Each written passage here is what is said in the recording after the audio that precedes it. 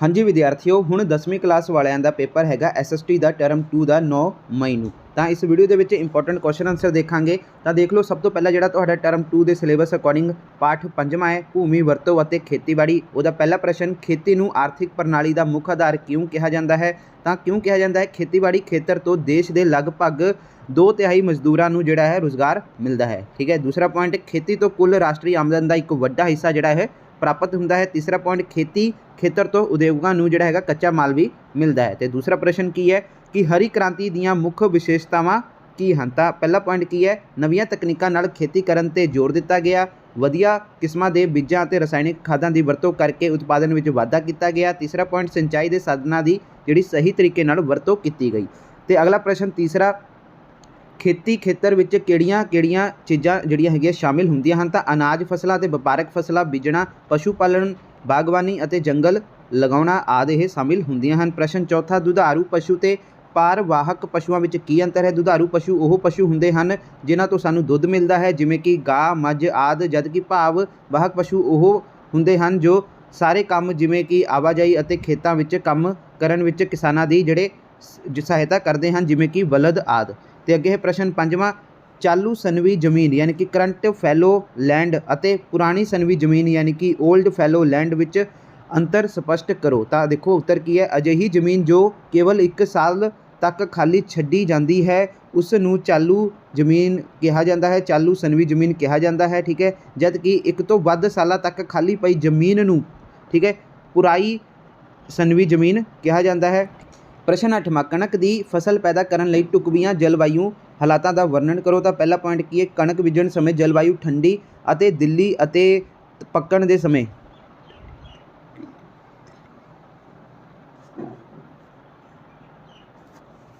ਪ੍ਰਸ਼ਨ 8ਵਾਂ, ਕਣਕ ਦੀ ਫਸਲ ਪੈਦਾ ਕਰਨ ਲਈ ਢੁਕਵੀਆਂ ਜਲਵਾਯੂ ਹਾਲਾਤਾਂ ਦਾ ਵਰਣਨ ਕਰੋ। ਤਾਂ ਪਹਿਲਾ ਪੁਆਇੰਟ ਕੀ ਹੈ, ਕਣਕ ਬੀਜਣ ਸਮੇਂ ਜਲਵਾਯੂ ਠੰਡੀ ਅਤੇ ਗਿੱਲੀ, ਇੱਥੇ ਦਿੱਲੀ ਲਿਖਿਆ ਸ਼ਾਇਦ ਗਿੱਲੀ ਹੋਊਗਾ, ਅਤੇ ਪੱਕਣ ਸਮੇਂ ਗਰਮ ਅਤੇ ਖੁਸ਼ਕ ਹੋਣੀ ਚਾਹੀਦੀ ਹੈ। ਤੇ ਦੂਸਰਾ ਪੁਆਇੰਟ, ਵਰਖਾ 50 ਤੋਂ 75 ਸੈਂਟੀਮੀਟਰ ਤੱਕ ਹੋਣੀ ਚਾਹੀਦੀ ਹੈ। ਹਾੜੀ ਦੀ ਰੁੱਤ ਕਣਕ ਦੀ ਫਸਲ ਲਈ ਉੱਤਮ ਹੈ। ਭੂਮੀ ਪੰਦਰੀ ਜਿਹੜੀ ਹੋਣੀ ਚਾਹੀਦੀ ਹੈ। ਠੀਕ ਹੈ ਜੀ। ਤੇ ਅਗਲਾ ਕੁਐਸਚਨ ਕੀ ਹੈ, ਪ੍ਰਸ਼ਨ 9ਵਾਂ, ਝੋਨਾ ਚਾਵਲ ਪੈਦਾ ਕਰਨ ਵਾਲੇ ਮੁੱਖ ਖੇਤਰਾਂ ਦੇ ਨਾਂ ਲਿਖੋ। ਤਾਂ ਦੇਖੋ, ਦੇਸ਼ ਦੇ ਪੂਰਬੀ ਅਤੇ ਪੱਛਮੀ ਤੱਟੀ ਮੈਦਾਨ, ਡੈਲਟਾਈ ਖੇਤਰ, ਉੱਤਰ ਪੂਰਬੀ ਭਾਰਤ ਦੇ ਮੈਦਾਨ ਅਤੇ ਹੇਠਲੀਆਂ ਪਹਾੜੀਆਂ, ਪੱਛਮੀ ਬੰਗਾਲ, ਬਿਹਾਰ, ਪੂਰਬੀ ਉੱਤਰ ਪ੍ਰਦੇਸ਼, ਪੂਰਬੀ ਮੱਧ ਪ੍ਰਦੇਸ਼ ਤੇ ਛੱਤੀਸਗੜ੍ਹ, ਉੱਤਰੀ ਆਂਧਰਾ ਪ੍ਰਦੇਸ਼ ਤੇ ਉੜੀਸਾ ਦੇ ਖੇਤਰ ਝੋਨਾ ਪੈਦਾ ਕਰਨ ਲਈ ਪ੍ਰਮੁੱਖ ਹਨ। ਠੀਕ ਹੈ। ਤੇ ਇਸ ਤੋਂ ਬਾਅਦ ਜਿਹੜਾ ਆਪਣਾ ਪ੍ਰਸ਼ਨ ਹੈ ਕਿ 10ਵਾਂ, ਕਿ ਗੰਨਾ ਪੈਦਾ ਕਰਨ ਲਈ, ਠੀਕ ਹੈ, ਢੁਕਵੀਆਂ ਹਾਲਾਤਾਂ ਦਾ ਵਰਣਨ ਕਰੋ। ਤਾਂ ਦੇਖੋ ਪਹਿਲਾ ਪੁਆਇੰਟ ਕੀ ਹੈ, ਗੰਨੇ ਦੀ ਫਸਲ ਲਈ ਉਪਜਾਊ ਮਿੱਟੀ ਜ਼ਰੂਰੀ ਹੈ। ਠੀਕ ਹੈ। ਤੇ ਇਸ ਤੋਂ ਬਾਅਦ ਜਿਹੜਾ ਆਪਣਾ ਪੁਆਇੰਟ ਹੈ ਉਹ ਹੈ ਕਿ ਇਸ ਦੇ ਜਿਹੜਾ ਹੈਗਾ ਭਾਰੀ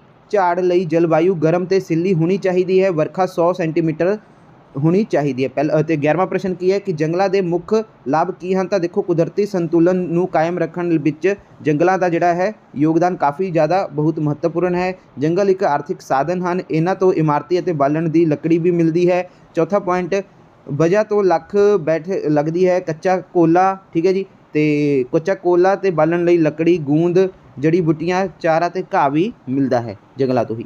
ਪ੍ਰਸ਼ਨ 10ਵਾਂ, ਭਾਰਤੀ ਖੇਤੀ ਨੂੰ ਨਿਰਵਾਹ ਖੇਤੀ ਕਿਉਂ ਕਿਹਾ ਜਾਂਦਾ ਹੈ? ਤਾਂ ਦੋਸਤੋ ਦੇਖੋ, ਕਿਉਂ ਕਹਿੰਦੇ ਹਨ, ਜ਼ਿਆਦਾਤਰ ਖੇਤਾਂ ਦਾ ਆਕਾਰ ਛੋਟਾ ਹੋਣ ਕਰਕੇ ਆਰਥਿਕ ਪੱਖ ਤੋਂ ਘੱਟ ਲਾਭ ਪ੍ਰਾਪਤ ਹੁੰਦਾ ਹੈ। ਛੋਟੇ ਕਿਸਾਨ ਆਪਣੇ ਖੇਤਾਂ ਵਿੱਚ ਮਿਹਨਤ ਤਾਂ ਜ਼ਿਆਦਾ ਕਰਦੇ ਹਨ ਪਰ ਉਹਨਾਂ ਨੂੰ ਬਚਤ ਘੱਟ ਹੁੰਦੀ ਹੈ, ਕਿਉਂਕਿ ਉਹਨਾਂ ਨੂੰ ਸਿੰਚਾਈ ਜਿਹੜੀ ਹੈਗੀ ਹੈ, ਸਿੰਚਾਈ ਲਈ ਟਿਊਬਵੈੱਲ ਦਾ ਪਾਏ ਤੇ ਜਿਹੜੀ ਖੇਤੀ ਦੇ ਵੱਡੇ ਸੰਦ ਕਿਸਾਨਾਂ ਤੋਂ ਕਿਰਾਏ 'ਤੇ ਲੈਣੇ ਪੈਂਦੇ ਹਨ। ਮਹਿੰਗੀਆਂ ਰਸਾਇਣਾਂ ਖਾਦਾਂ ਤੇ ਜਿਹੜੇ ਕੀੜੇ ਮਾਰ ਦਵਾਈਆਂ ਦੀ ਬਾਜ਼ਾਰ ਤੋਂ ਖਰੀਦਣੀਆਂ ਪੈਂਦੀਆਂ ਹਨ। ਤਾਂ ਇਸ ਵਿੱਚ ਸਭ ਕੁਝ ਜੋੜ ਕੇ ਅੰਤ ਵਿੱਚ ਬਹੁਤ ਘੱਟ ਜਿਹੜਾ ਹੈਗਾ ਬਚਤ ਬਚਦੀ ਹੈ, ਜਿਸ ਕਾਰਨ ਭਾਰਤੀ ਖੇਤੀ ਨੂੰ ਨਿਰਵਾਹ ਖੇਤੀ ਦਾ ਦਰਜਾ ਦਿੱਤਾ ਗਿਆ ਹੈ। ਤੇ ਪ੍ਰਸ਼ਨ 11ਵਾਂ, ਦੇਸ਼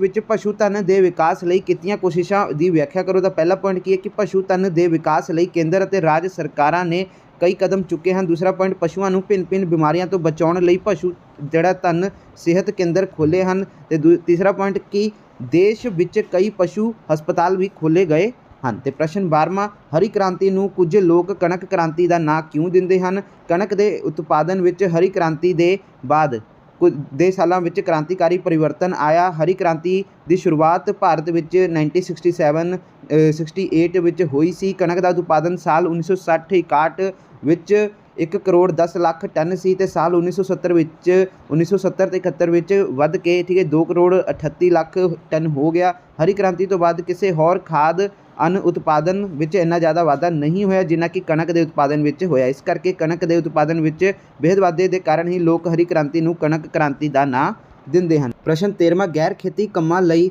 ਵੱਧਦੀ ਜ਼ਮੀਨ ਦੀ ਵਰਤੋਂ ਦੇ ਕੀ ਕਾਰਨ ਹਨ? ਤਾਂ ਦੇਖੋ, ਗੈਰ ਖੇਤੀ ਕੰਮਾਂ ਲਈ ਵੱਧਦੀ ਜ਼ਮੀਨ ਦੀ ਵਰਤੋਂ ਦਾ ਮੁੱਖ ਕਾਰਨ ਜ਼ਮੀਨ ਉੱਤੇ ਜਨਸੰਖਿਆ ਦਾ ਦਬਾਅ ਹੈ। ਤੇ ਅਗਲਾ ਪੁਆਇੰਟ ਕੀ ਹੈ? ਵੱਧਦੀ ਹੋਈ ਆਬਾਦੀ ਦੇ ਨਾਲ ਸ਼ਹਿਰੀ ਤੇ ਪੇਂਡੂ ਬਸਤੀਆਂ ਦਾ ਵਿਸਥਾਰ ਹੋ ਰਿਹਾ ਹੈ। ਅਗਲਾ ਪੁਆਇੰਟ, ਵਿਕਾਸ ਕੰਮਾਂ ਵਿੱਚ ਤੇਜ਼ੀ ਆਉਣ ਕਰਕੇ ਜ਼ਮੀਨ ਦਾ ਬਹੁਤ ਵੱਡਾ ਖੇਤਰ ਸੜਕਾਂ, ਨਹਿਰਾਂ, ਉਦਯੋਗਿਕ ਖੇਤੀ ਕੰਮਾਂ ਵਿੱਚ ਵਰਤੀਆਂ ਜਾ ਰਹੀਆਂ ਹਨ। ਤੇ 14ਵਾਂ ਪ੍ਰਸ਼ਨ ਕੀ ਹੈ ਕਿ ਵਣ ਦੇ ਮਹੱਤਵ ਬਾਰੇ ਸੰਖੇਪ ਵਿੱਚ ਲਿਖੋ। ਤਾਂ ਵਣ ਪਰਿਸਥਿਤਿਕ ਸੰਤੁਲਨ ਅਤੇ ਜਿਹੜੇ ਕੁਦਰਤੀ ਸੰਤੁਲਨ ਨੂੰ ਕਾਇਮ ਰੱਖਣ ਵਿੱਚ ਬਹੁਤ ਯੋਗਦਾਨ ਪਾਉਂਦੇ ਹਨ। ਤਾਂ ਅੱਗੇ ਕੀ ਕਹਿੰਦੇ ਹਨ? ਇਹ ਵਣ ਜੰਗਲੀ ਜੀਵਾਂ ਦਾ ਘਰ ਹਨ ਜਿੱਥੇ ਉਹਨਾਂ ਨੂੰ ਰਹਿਣ ਲਈ ਆਸਰਾ ਮਿਲਦਾ ਹੈ। ਵਣ ਵਰਖਾ ਲਿਆਉਣ ਵਿੱਚ ਸਹਾਇਕ ਹੁੰਦੇ ਹਨ। ਵਣ ਤੋਂ ਸਾਨੂੰ ਇਮਾਰਤੀ ਲੱਕੜੀ ਅਤੇ ਬਾਲਣ ਲਈ ਲੱਕੜੀ ਵੀ ਮਿਲਦੀ ਹੈ। ਤੇ ਅਗਲਾ ਕੁਐਸਚਨ ਕੀ ਹੈ? 15ਵਾਂ ਪ੍ਰਸ਼ਨ, ਆਜ਼ਾਦੀ ਤੇ ਬਾਅਦ ਜਿਹੜਾ ਖਾਦ ਅੰਨ ਪਦਾਰਥਾਂ ਦੀ ਪ੍ਰਤੀ ਵਿਅਕਤੀ ਪ੍ਰਾਪਤੀ 'ਤੇ ਕੀ ਅਸਰ ਪਿਆ? ਤਾਂ ਦੇਖੋ, ਆਜ਼ਾਦੀ ਦੇ ਬਾਅਦ ਖਾਦ ਅੰਨ ਪਦਾਰਥਾਂ ਦੀ ਪ੍ਰਤੀ ਵਿਅਕਤੀ ਪ੍ਰਾਪਤੀ ਵਿੱਚ ਬਹੁਤ ਵਾਧਾ ਹੋਇਆ। ਦੇਸ਼ ਵਿੱਚ ਖੁਰਾਕ ਪਦਾਰਥਾਂ ਦਾ ਉਤਪਾਦਨ ਆਜ਼ਾਦੀ ਦੇ ਬਾਅਦ 3 ਗੁਣਾ ਤੋਂ ਵੱਧ ਗਿਆ। ਪ੍ਰਤੀ ਵਿਅਕਤੀ ਖੁਰਾਕ ਪਦਾਰਥ ਦੀ ਪ੍ਰਾਪਤੀ ਜੋ 1950 ਵਿੱਚ 395 ਗ੍ਰਾਮ ਸੀ, ਠੀਕ ਹੈ, ਤਾਂ ਉਹ ਜਿਹੜੀ ਹੈਗੀ ਆ ਹੁਣ ਉਹ 1991 ਵਿੱਚ ਵੱਧ ਕੇ 510 ਗ੍ਰਾਮ ਪ੍ਰਤੀ ਵਿਅਕਤੀ ਤੱਕ ਪਹੁੰਚ ਗਈ। ਤੇ ਅਗਲਾ ਪੁਆਇੰਟ ਕੀ ਹੈ? ਅਗਲਾ ਪ੍ਰਸ਼ਨ ਹੈ 16ਵਾਂ ਪ੍ਰਸ਼ਨ, ਦੇਸ਼ ਵਿੱਚ ਖੇਤੀ ਜੋਤਾਂ ਦੇ ਛੋਟੇ ਹੋਣ ਦੇ ਕੀ ਕਾਰਨ ਹਨ? ਇਹਨਾਂ ਦਾ ਭਾਰਤੀ ਖੇਤੀਬਾੜੀ 'ਤੇ ਕੀ ਅਸਰ ਪੈਂਦਾ ਹੈ? ਤਾਂ ਦੇਖੋ, ਦੇਸ਼ ਵਿੱਚ 58% ਜੋਤਾਂ ਦਾ ਆਕਾਰ 1 ਹੈਕਟੇਅਰ ਤੋਂ ਵੀ ਘੱਟ ਹੈ। ਦੇਸ਼ ਵਿੱਚ ਖੇਤੀ ਜੋਤਾਂ ਦੇ ਛੋਟੇ ਆਕਾਰ ਦੇ ਹੋਣ ਦਾ ਮੁੱਖ ਕਾਰਨ ਜਨਸੰਖਿਆ ਦਾ ਵਾਧਾ ਹੈ ਅਤੇ ਖੇੜਾਂ ਦੀ ਅਸਮਾਨ ਵੰਡ ਹੈ। ਜੋਤਾਂ ਦਾ ਆਕਾਰ ਛੋਟਾ ਹੋਣ ਕਰਕੇ ਆਰਥਿਕ ਪੱਖ ਤੋਂ ਬਹੁਤ ਘੱਟ ਲਾਭ ਪ੍ਰਾਪਤ ਹੁੰਦਾ ਹੈ। ਛੋਟੇ ਕਿਸਾਨ ਮਿਹਨਤ ਤਾਂ ਬਹੁਤ ਕਰਦੇ ਹਨ ਪਰ ਉਹਨਾਂ ਨੂੰ ਬੱਚਤ ਬਹੁਤ ਘੱਟ ਹੁੰਦੀ ਹੈ ਕਿਉਂਕਿ ਕਿਸਾਨਾਂ ਨੂੰ ਸਿੰਜਾਈ ਲਈ ਪਾਈਪ ਅਤੇ ਜਿਹੜਾ ਹੈਗਾ ਖੇਤੀ ਦੇ ਜਿਹੜੇ ਸੰਦ ਵੱਡੇ ਕਿਸਾਨਾਂ ਤੋਂ ਕਿਰਾਏ ਤੋਂ ਲੈਣੇ ਪੈਂਦੇ ਹਨ ਅਤੇ ਮਹਿੰਗੀਆਂ ਖਾਦਾਂ ਵੀ ਖਰੀਦਣੀਆਂ ਪੈਂਦੀਆਂ ਹਨ। ਕਿਸਾਨਾਂ ਨੂੰ ਸਿੰਚਾਈ ਲਈ ਪਾਣੀ ਅਤੇ ਖੇਤਾਂ ਦੀ ਜਿਹੜੀ ਸੰਦ ਵੱਡੇ ਕਿਸਾਨਾਂ ਤੋਂ ਕਿਰਾਏ 'ਤੇ ਲੈਣੇ ਪੈਂਦੇ ਹਨ ਅਤੇ ਮਹਿੰਗੀਆਂ ਖਾਦਾਂ ਵੀ ਖਰੀਦਣੀਆਂ ਪੈਂਦੀਆਂ ਹਨ। ਪ੍ਰਸ਼ਨ 17ਵਾਂ, ਝੋਨਾ ਪੈਦਾ ਕਰਨ ਵਾਲੇ ਮੁੱਖ ਰਾਜਾਂ ਦਾ ਨਾਂ ਲਿਖੋ। ਤਾਂ ਝੋਨਾ ਸਭ ਤੋਂ ਵੱਧ ਉਤਪਾਦਨ ਪੱਛਮੀ ਬੰਗਾਲ ਰਾਜ ਵਿੱਚ ਹੁੰਦਾ ਹੈ। ਉੱਤਰ ਪ੍ਰਦੇਸ਼ ਦੇ ਵਿੱਚ ਵੀ, ਆਂਧਰਾ ਪ੍ਰਦੇਸ਼, ਤਾਮਿਲਨਾਡੂ, ਬਿਹਾਰ, ਪੰਜਾਬ ਅਤੇ ਉੜੀਸਾ ਝੋਨੇ ਦੇ ਮੁੱਖ ਉਤਪਾਦਕ ਰਾਜ ਹਨ। ਇਹਨਾਂ ਤੋਂ ਇਲਾਵਾ ਮੱਧ ਪ੍ਰਦੇਸ਼, ਅਸਾਮ, ਕਰਨਾਟਕਾ, ਮਹਾਰਾਸ਼ਟਰਾ ਅਤੇ ਹਰਿਆਣਾ ਵਿੱਚ ਵੀ ਬਹੁਤ ਵੱਡੀ ਮਾਤਰਾ ਵਿੱਚ ਚੌਲਾਂ ਦਾ ਜਿਹੜਾ ਹੈਗਾ ਉਤਪਾਦਨ ਹੁੰਦਾ ਵਾ। ਪ੍ਰਸ਼ਨ 18ਵਾਂ, ਪੰਜਾਬ ਵਿੱਚ ਕਣਕ ਦੀ ਪ੍ਰਤੀ ਹੈਕਟੇਅਰ ਪੈਦਾਵਾਰ ਵੱਧ ਹੋਣ ਦੇ ਕੀ ਕਾਰਨ ਹਨ? ਪੰਜਾਬ ਵਿੱਚ ਕਣਕ ਦਾ ਪ੍ਰਤੀ ਹੈਕਟੇਅਰ ਝਾੜ ਸਭ ਤੋਂ ਵੱਧ ਹੁੰਦਾ ਹੈ ਅਤੇ ਕੇਂਦਰੀ ਭੰਡਾਰ ਨੂੰ ਕਣਕ ਦੇਣ ਵਾਲਾ ਪੰਜਾਬ ਦਾ ਸਭ ਤੋਂ ਪਹਿਲਾ ਸਥਾਨ ਹੈ ਕਿਉਂਕਿ ਪੰਜਾਬ ਦੇ ਕਿਸਾਨ ਕਣਕ ਨੂੰ ਵਪਾਰਕ ਫਸਲ ਦੇ ਰੂਪ ਵਿੱਚ ਜਿਹੜਾ ਪੈਦਾ ਕਰਦੇ ਹਨ। ਪੰਜਾਬ ਦੇ ਕਿਸਾਨਾਂ ਨੇ ਟਿਊਬਵੈੱਲ ਦੁਆਰਾ ਸਿੰਚਾਈ ਕਰਨ ਦਾ ਜਿਹੜਾ ਬਹੁਤ ਵਧੀਆ ਪ੍ਰਬੰਧ ਕੀਤਾ ਹੋਇਆ ਹੈ ਜਿਸ ਕਰਕੇ ਕਣਕ ਦੀ ਫਸਲ ਬਹੁਤ ਚੰਗੀ ਹੁੰਦੀ ਹੈ। ਪ੍ਰਸ਼ਨ 19ਵਾਂ, ਦਾਲਾਂ ਦੀ ਪੈਦਾਵਾਰ ਖੇਤਰ ਵਿੱਚ ਘਾਟ ਆਉਣ ਦੇ ਕੀ ਕਾਰਨ ਹਨ? ਦਾਲਾਂ ਵਾਲੇ ਖੇਤਰ ਫਲ ਨੂੰ ਹਰੀ ਕ੍ਰਾਂਤੀ ਤੋਂ ਬਾਅਦ ਜ਼ਿਆਦਾ ਉਤਪਾਦਨ ਵਾਲੀਆਂ ਕਣਕਾਂ ਅਤੇ ਚੌਲਾਂ ਦੀਆਂ ਫਸਲਾਂ ਵੱਲ ਜਿਹੜਾ ਹੈਗਾ ਬਦਲ ਦਿੱਤਾ ਗਿਆ। ਤੇ ਅਗਲਾ ਹੈ ਪ੍ਰਸ਼ਨ 20ਵਾਂ, ਡੇਅਰੀ ਉਦਯੋਗ ਦੇ ਲਾਭ ਲਿਖੋ। ਤਾਂ ਡੇਅਰੀ ਉਦਯੋਗ ਛੋਟੇ ਕਿਸਾਨਾਂ ਅਤੇ ਕਾਮਿਆਂ ਲਈ ਬਹੁਤ ਲਾਭਕਾਰੀ ਸਿੱਧ ਹੋਇਆ। ਤਾਂ ਉਸ ਤੋਂ ਬਾਅਦ ਇਹ ਕੀ ਲਿਖਦੇ ਹਨ? ਤਾਂ ਉਸ ਤੋਂ ਬਾਅਦ ਇਹ ਲਿਖਦੇ ਹਨ ਕਿ ਪੇਂਡੂ ਅਤੇ ਛੋਟੇ ਜਿਹੜੇ ਕਸਬੇ ਦੇ ਲੋਕਾਂ ਨੂੰ ਖਾਸ ਕਰਕੇ ਸੋਕੇ ਵੇਲੇ ਪਹਾੜੀ ਅਤੇ ਹੋਰ ਪਿਛੜੇ ਇਲਾਕਿਆਂ ਵਿੱਚ ਬਹੁਤ ਵੱਡੀ ਜਨਸੰਖਿਆ ਵਾਲੇ ਸਮੂਹ ਲਈ ਇਹ ਪਸ਼ੂ ਰੁਜ਼ਗਾਰ ਅਤੇ ਵਾਧੂ ਜਿਹੜਾ ਆਮਦਨ ਦਾ ਸਾਧਨ ਬਣ ਗਏ। ਖੇਤੀ ਖੇਤਰ ਤੋਂ ਹੋਣ ਵਾਲੀ ਸਾਰੀ ਉਤਪਾਦਨ ਆਮਦਨ 1/4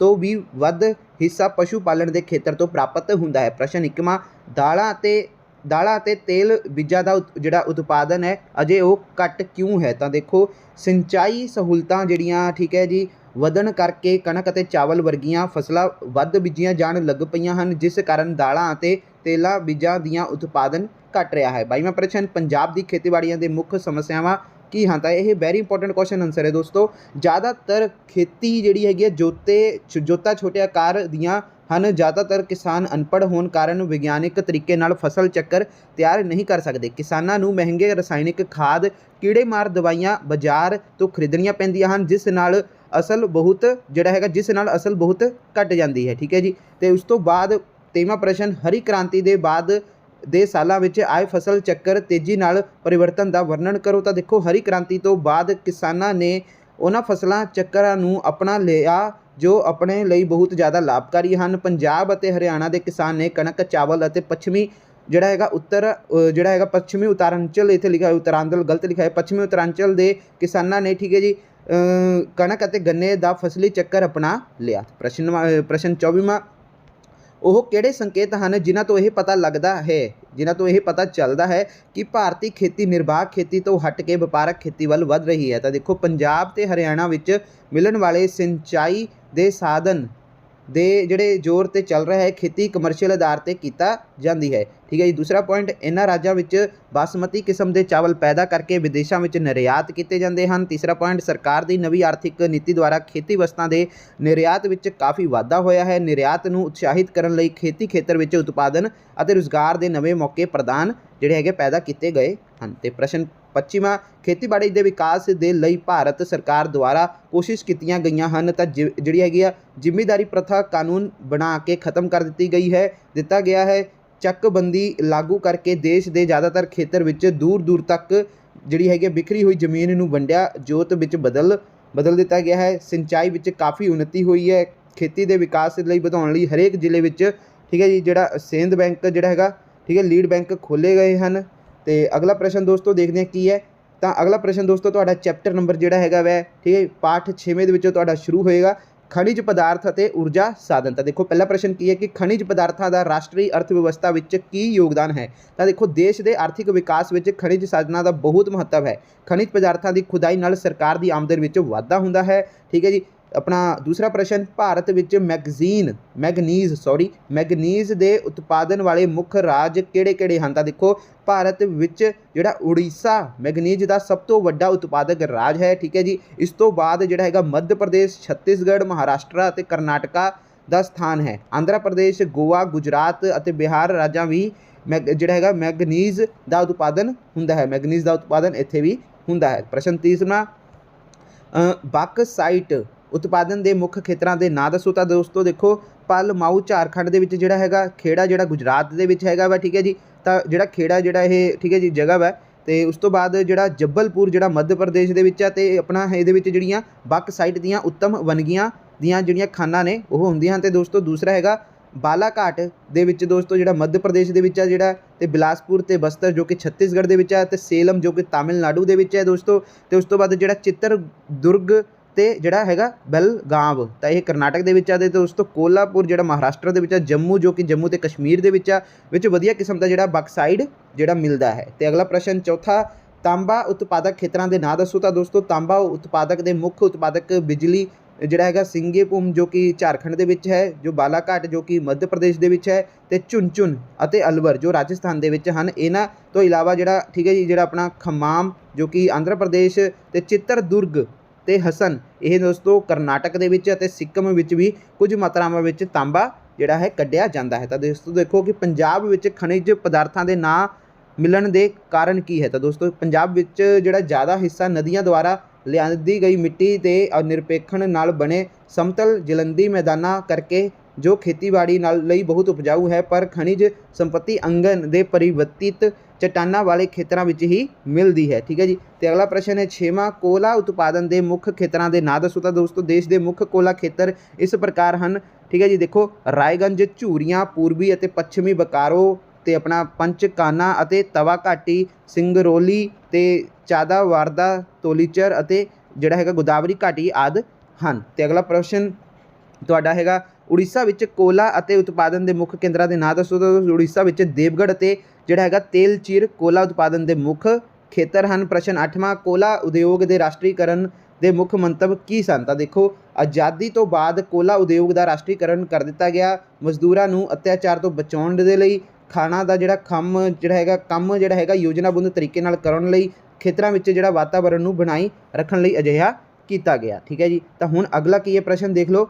ਤਾਂ ਅਗਲਾ ਪ੍ਰਸ਼ਨ ਇੱਥੇ ਦੇਖਦੇ ਹਾਂ ਦੋਸਤੋ ਤੁਹਾਡਾ ਪ੍ਰਸ਼ਨ 9ਵਾਂ, ਸ਼ਕਤੀ ਦੇ ਗੈਰ परंपरागत स्रोतां दे नाम दसो तां दोस्तों सौर शक्ति, पौण शक्ति, जवारी शक्ति ते थर्मल अते शक्ति अते जैव पदार्थां तो प्राप्त शक्ति आदि। प्रश्न 10वां भारत विच पौण शक्ति दा की महत्व है? तां दोस्तों देखो पौण जिहड़ी शक्ति है नाल पेंडू खेतरां विच सिंचाई दे प्रबंध विच बहुत सहायता मिलदी है। अजिहे अंदाजा है कि पौण दा प्रयोग 2000 मैगावाट बिजली बनाउण विच मदद करदा है ते जिहड़ा हैगा पौण केंद्रां तो ਤਿਆਰ ਕੀਤੀ ਗਈ ਬਿਜਲੀ ਨੂੰ ਜਿਹੜਾ ਹੈਗਾ ਦੋਸਤੋ ਉਹ ਗਰਿਡ ਪ੍ਰਣਾਲੀ ਵਿੱਚ ਸ਼ਾਮਿਲ ਕਰ ਲਿਆ ਜਾਂਦਾ ਹੈ। ਤੇ ਅਗਲਾ ਹੈ ਪ੍ਰਸ਼ਨ 11ਵਾਂ ਕਿ ਖਾਨ ਖੁਦਾਈ ਉਦਯੋਗ ਵਿੱਚ ਭਾਰਤ ਸਰਕਾਰ ਦੀ ਭੂਮਿਕਾ ਕੀ ਹੈ? ਤਾਂ ਦੇਖੋ ਉੱਤਰ ਕੇਂਦਰ ਸਰਕਾਰ ਨੇ ਖਾਨ ਅਤੇ ਖਣਿਜ ਉਦਯੋਗ ਐਕਟ 1957 ਦੇ ਅਧੀਨ ਖਣਿਜ ਜਿਹੜਾ ਹੈਗਾ ਠੀਕ ਹੈ ਜੀ ਉਹਨਾਂ ਦੇ ਵਿਕਾਸ ਦੇ ਲਈ ਸੇਧ ਦੇਣ ਦੇ ਲਈ ਹੇਠ ਲਿਖੇ ਕਾਨੂੰਨ ਬਣਾਏ, ਜਿਵੇਂ ਕਿ ਛੋਟੇ ਖਣਿਜਾਂ ਨੂੰ ਛੱਡ ਕੇ ਬਾਕੀ ਸਾਰੇ ਖਣਿਜਾਂ ਨੂੰ ਠੀਕ ਹੈ ਜੀ ਕੱਢਣ ਦੇ ਲਈ ਲਾਇਸੈਂਸ ਬਣਾਉਣਾ ਅਤੇ ਖਾਦਾਂ ਦੇ ਠੇਕੇ ਦੇਣਾ, ਖਣਿਜਾਂ ਦਾ ਸੰਭਾਲ ਅਤੇ ਵਿਕਾਸ, ਪੁਰਾਣੇ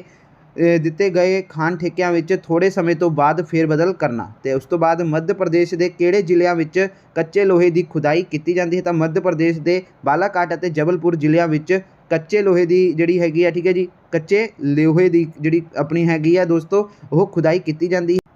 ਤਾਂ ਪ੍ਰਸ਼ਨ 13ਵਾਂ ਦੇਖਦੇ ਹਾਂ ਆਪਾਂ ਇੱਥੇ ਦੇਸ਼ ਦੇ ਉਹਨਾਂ ਸਭ ਅਦਾਰਿਆਂ ਦਾ ਨਾਂ ਦੱਸੋ ਜੋ ਆਜ਼ਾਦੀ ਤੋਂ ਬਾਅਦ ਤੇਲ ਖੋਜ, ਤੇਲ ਸ਼ੋਧਨ ਅਤੇ ਵਿੱਚ ਲੱਗੇ ਹੋਏ ਹਨ। ਤਾਂ ਦੇਖੋ ਉਹਦੇ ਵਿੱਚ ਕੀ ਆਪਣਾ ਇੱਕ ਹੈਗਾ GAIL ਜਿਹਨੂੰ ਆਪਾਂ ਗੇਲ ਕਹਿੰਦੇ ਹਾਂ ਤਾਂ ਯਾਨੀ ਕਿ ਭਾਰਤੀ ਗੈਸ ਸੰਸਥਾ, ਅਤੇ ਦੂਸਰਾ ਹੈਗਾ ਤੇਲ ਅਤੇ ਕੁਦਰਤੀ ਗੈਸ ਕਮਿਸ਼ਨ ਜਿਹਨੂੰ ਆਪਾਂ ONGC ਠੀਕ ਹੈ ਜੀ ਕਹਿੰਦੇ ਹਾਂ, ਅਤੇ ਤੀਸਰਾ ਆਪਣਾ ਹੈਗਾ ਭਾਰਤੀ ਤੇਲ ਨਿਗਮ ਜਿਹਨੂੰ ਆਪਾਂ IOC ਕਹਿੰਦੇ ਹਾਂ, ਅਤੇ ਅੱਗੇ ਹੈ ਦੋਸਤੋ HPC ਯਾਨੀ ਕਿ ਹਿੰਦੁਸਤਾਨ ਪੈਟਰੋਲੀਅਮ ਨਿਗਮ ਠੀਕ ਹੈ। ਤਾਂ ਅੱਗੇ ਹੈ ਆਪਣਾ 14ਵਾਂ ਪ੍ਰਸ਼ਨ ਸੌਰ ਊਰਜਾ ਨੂੰ ਭਵਿੱਖ ਦੀ ਸ਼ਕਤੀ ਦਾ ਸਰੋਤ ਕਿਉਂ ਕਿਹਾ ਜਾਂਦਾ ਹੈ? ਤਾਂ ਦੇਖੋ ਸੌਰ ਊਰਜਾ ਕਦੇ ਵੀ ਖਤਮ ਨਾ ਹੋਣ ਵਾਲੀ ਸ਼ਕਤੀ ਦਾ ਸਰੋਤ ਹੈ। ਸੌਰ ਊਰਜਾ ਨੂੰ ਭਵਿੱਖ ਵਿੱਚ ਸ਼ਕਤੀ ਦਾ ਸਰੋਤ ਕਿਹਾ ਜਾਂਦਾ ਹੈ ਕਿਉਂਕਿ ਕੋਲਾ ਅਤੇ ਖਣਿਜ ਜਿਹੜੇ ਹੈਗੇ ਤੇਲ ਵਰਗੇ ਜਿਹੜੇ ਸ਼ਕਤੀ ਸਾਧਨ ਭਵਿੱਖ ਵਿੱਚ ਖਤਮ ਹੋ ਜਾਣਗੇ ਅਤੇ ਜਿਹੜੀ ਸੌਰ ਸ਼ਕਤੀ ਦਾ ਪ੍ਰਯੋਗ ਹੈ ਦੋਸਤੋ ਠੀਕ ਹੈ ਜੀ ਉਹ ਤੇਜ਼ੀ ਨਾਲ ਵਧੇਗਾ। ਅਤੇ ਉਸ ਤੋਂ ਬਾਅਦ ਹੈ ਕਿ 15ਵਾਂ ਪ੍ਰਸ਼ਨ ਕੁਦਰਤੀ ਗੈਸ ਦਾ ਖਾਦ ਉਦਯੋਗ ਵਿੱਚ ਕੀ ਮਹੱਤਵ ਹੈ? ਕੁਦਰਤੀ ਗੈਸ ਸ਼ਕਤੀ ਦਾ ਇੱਕ ਵਧੀਆ ਸਾਧਨ ਹੈ ਜੋ ਕਿ ਪੈਟਰੋ ਰਸਾਇਣ ਉਦਯੋਗ ਲਈ ਕੱਚੇ ਮਾਲ ਦੇ ਤੌਰ 'ਤੇ ਵੀ ਕੰਮ ਆਉਂਦੀਆਂ ਹਨ।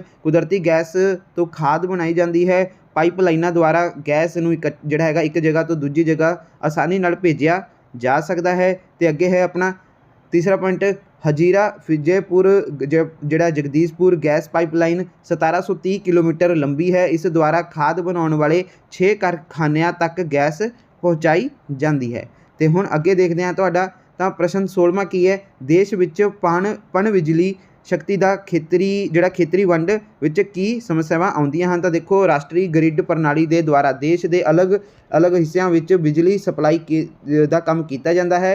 ਦੂਰ ਦਰਾਂਦੇ ਬਿਜਲੀ ਦੇ ਲਾਈਨਾਂ ਨੂੰ ਜਿਹੜਾ ਹੈਗਾ ਵਿਛਾਉਣਾ ਪੈਂਦਾ ਹੈ ਅਤੇ ਇਹਨਾਂ ਦੀ ਸੰਭਾਲ ਕਰਨ 'ਤੇ ਵੀ ਬਹੁਤ ਖਰਚ ਆਉਂਦਾ ਹੈ। ਬਿਜਲੀ ਨੂੰ ਵੱਖ ਖੇਤਰਾਂ ਤੱਕ ਪਹੁੰਚਾਉਣ ਲਈ ਕਈ ਪ੍ਰਬੰਧਕੀ ਸਮੱਸਿਆਵਾਂ ਦਾ ਸਾਹਮਣਾ ਵੀ ਕਰਨਾ ਪੈਂਦਾ ਹੈ। ਪ੍ਰਸ਼ਨ 17ਵਾਂ ਦੇਸ਼ ਵਿੱਚ ਖਣਿਜ ਸੰਪੱਤੀ ਦੀ ਪ੍ਰਾਪਤੀ ਦੇ ਮਹੱਤਵ ਦਾ ਸੰਖੇਪ ਵਰਣਨ ਕਰੋ। ਤਾਂ ਸਾਡਾ ਦੇਸ਼ ਵਿੱਚ ਖਣਿਜ ਸੰਪੱਤੀ ਦੇ ਪੱਖੋਂ ਕਾਫੀ ਜਿਹੜਾ ਹੈਗਾ ਠੀਕ ਹੈ ਜੀ ਦੇਸ਼ ਸਾਡਾ ਜਿਹੜਾ ਮੰਨਿਆ ਜਾਂਦਾ ਹੈ। ਦੇਸ਼ ਵਿੱਚ ਸੰਸਾਰ ਦੇ ਕੁੱਲ ਲੋਹਾ ਧਾਤ ਭੰਡਾਰ ਦਾ 1/4 ਹਿੱਸਾ ਮੌਜੂਦ ਹੈ। ਲੋਹਾ ਅਤੇ ਇਸਪਾਤ ਉਦਯੋਗ ਵਿੱਚ ਕੰਮ ਆਉਣ ਵਾਲੇ ਮੁੱਖ ਖਣਿਜ ਮੈਗਨੀਜ਼ ਦੇ ਵਿਸ਼ਾਲ ਭੰਡਾਰ ਭਾਰਤ ਵਿੱਚ ਮਿਲਦੇ ਹਨ। ਦੇਸ਼ ਵਿੱਚ ਕੋਲਾ, ਚੂਨੇ ਦਾ ਪੱਥਰ, ਬਾਕਸਾਈਟ ਅਤੇ ਅਬਰਕ ਦੇ ਵੀ ਕਾਫੀ ਭੰਡਾਰ ਮੌਜੂਦ ਹਨ ਠੀਕ ਹੈ ਜੀ। ਤਾਂ ਅੱਗੇ ਹੈ ਤੁਹਾਡਾ ਪ੍ਰਸ਼ਨ 18ਵਾਂ।